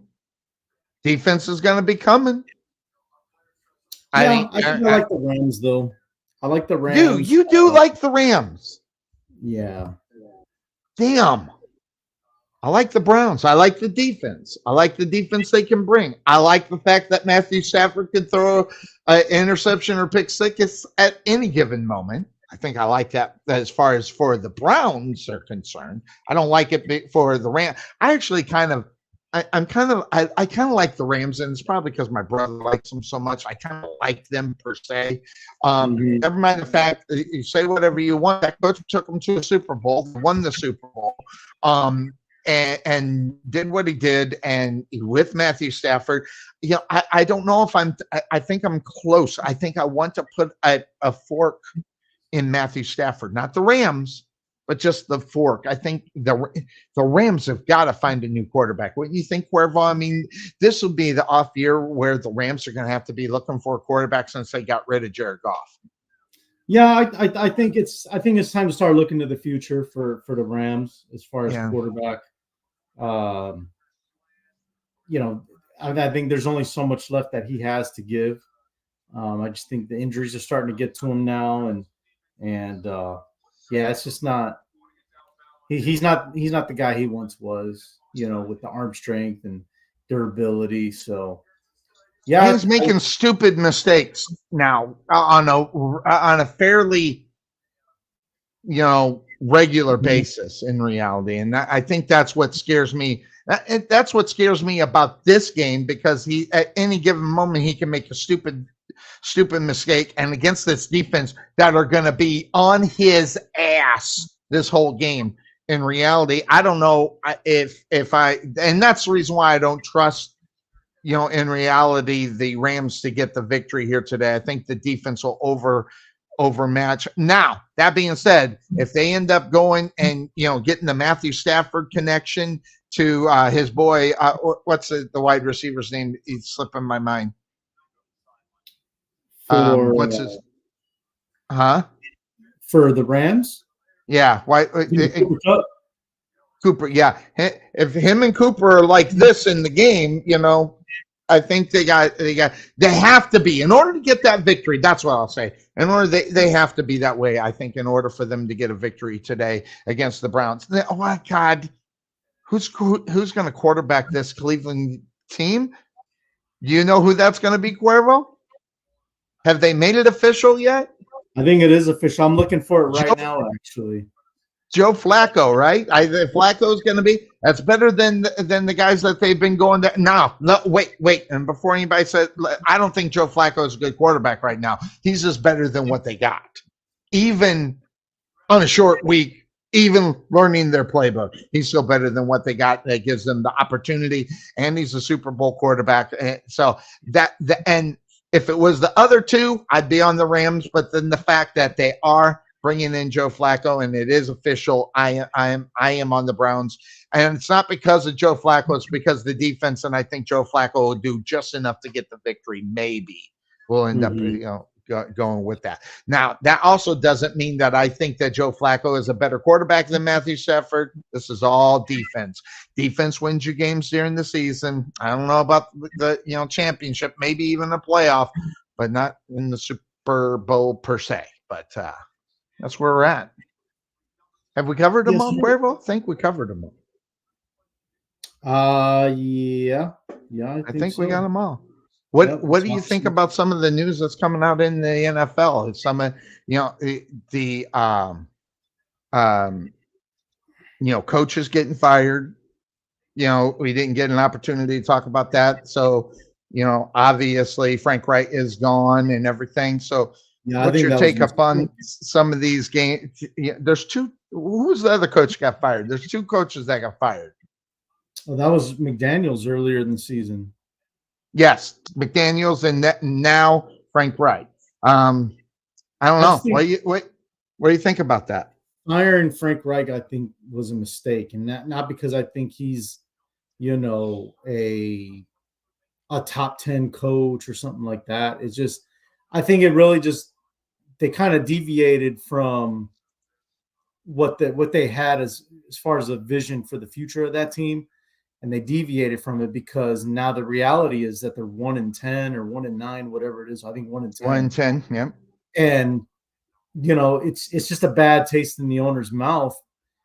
But that's when teams make mistakes, is when they deviate from their plan and they think that making those type of changes is going to fix okay, you're 1-10.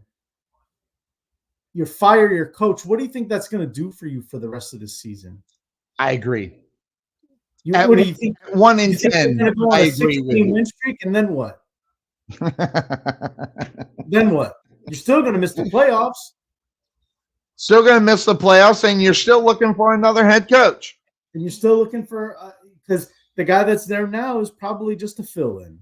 Yeah, it reminds me of the Raiders coach who filled in for after Gruden got and they're going, man, I wish obviously you get another shot, man, wish we would have kept him, kind of thing, regret, as far, and I'm wondering if that's going to be the big thing as far as the Panthers are concerned, the regret of that getting away from the idea, but I don't think. Everything I'm reading, Frank Wright was not about that pick at Bryce Young at the quarterback position in reality. So I think that was and of course, I think we said it last week, his mouth was running, probably said the wrong thing that didn't help that idea or what could end up happening for them, in the future. So, Flacco needs. I listen. Interestingly enough, I don't know if he is on live. Rewatch Talk Live. Flacco needs a quicker release. I agree, but he's better than what's in there now with those guys. I mean, you can. I say they suck. I guess I'm just a little bit rough on guys, but you got to be able to go in at the backup position and be able to do something. And let's just be honest, the Cleveland Browns backup quarterbacks have not been able to get the job done. Regardless of what you think about them or where they are, one's hurt, one's just no good, and they're both really not good. But I think I agree with them. This is not the time for Joe Flacco to throw the ball down the field 60 yards for a touchdown, ball in the air 60 yards. Now, if he gets a 60-yard touchdown with a 10-yard out and they gain 50 with the yakety yak, then yeah, all day long, I'm all for that. Sure. But so you're still going to stay on the Rams? I thought I could sway you on this one to switch back, but I guess not. Huh? Not with Joe Flacco at quarterback. Absolutely not. Okay, so it's that's too bad because I really thought I could sway you on that, So with you're telling me there's a chance. thing going on, but not enough. No Cuervo. So, Tim. Nope, I don't think so, Nope. Tim. Don't think so. So, well, 3 hours, awesome. By the way, we got 4 teams on the bye. Raiders. Or actually, mark that. There's more than that. There's 6. Ravens, Bills, your Bears, Ravens, Minnesota, and New York all on the bye. So this will be an interesting week because if someone has an outstanding week, they're going to get 10. They'll go 10-3 in our pick'ems. Like you said, you, me, and Trey, the Podfather on top. The way it should be, at least with you and I there. We'll bury the Podfather here soon. But try to get to that. And speaking of that, just really quick, just to give you an idea on some of these. Let me just go right here because the group picks should be showing, and they are. A little mix. There's a pretty good mix on the Indianapolis, Tennessee game. My brother is on the Patriots. Everybody else is on the Chargers. All Detroit. And 2 on the Jets. Me and my brother on the Jets. Atlanta, so it's a mini island kind of there. Everybody's on Pittsburgh. Everybody's on Miami. And there's a good mix on the Houston-Denver game. So it looks like Brian. I hate when Brian Tarvin is against me on a game that I think is almost obvious. It makes me mad. And Jeremy Miracle. Oh, my gosh. A lot of people on Houston over that. So this is going to be an interesting morning regarding our picks. So it should be a wild one. So we'll check it out. So that's going to do it for us on the Couch Potato Sports Show. How's your schedule looking for next week? You guys on a little mini vacay? You guys haven't been doing very much on Sunday lately. To be determined, because I might have something cooking for next Sunday with the wife. Gotcha. Well, probably something to do with the family. So enjoy that family time. I knocked out a couple of Santa gigs last week. I got one next week, maybe. That's a maybe. It might cancel. Boy, but they wore me out yesterday. Oh, good Lord. Anyway, that's what happens when you got all about the kids. Santa instead of those fit Santas who can do 2 or 3 hours without all those kids driving you nuts. All right, my man. I hope you have a great rest of your day. I'll talk to you later on this week. See you in the chats as well. All righty. All right, so that's going to do it for us on the couch. But wait, there's 4 comments. It's Rewise. He's in there. He said, I think everybody went 49ers. I don't think anybody picked I don't think anybody picked San Francisco because we can't see those pick or Philadelphia. We only just what we said, and everybody was on the 49ers as far as what we see there. So, no,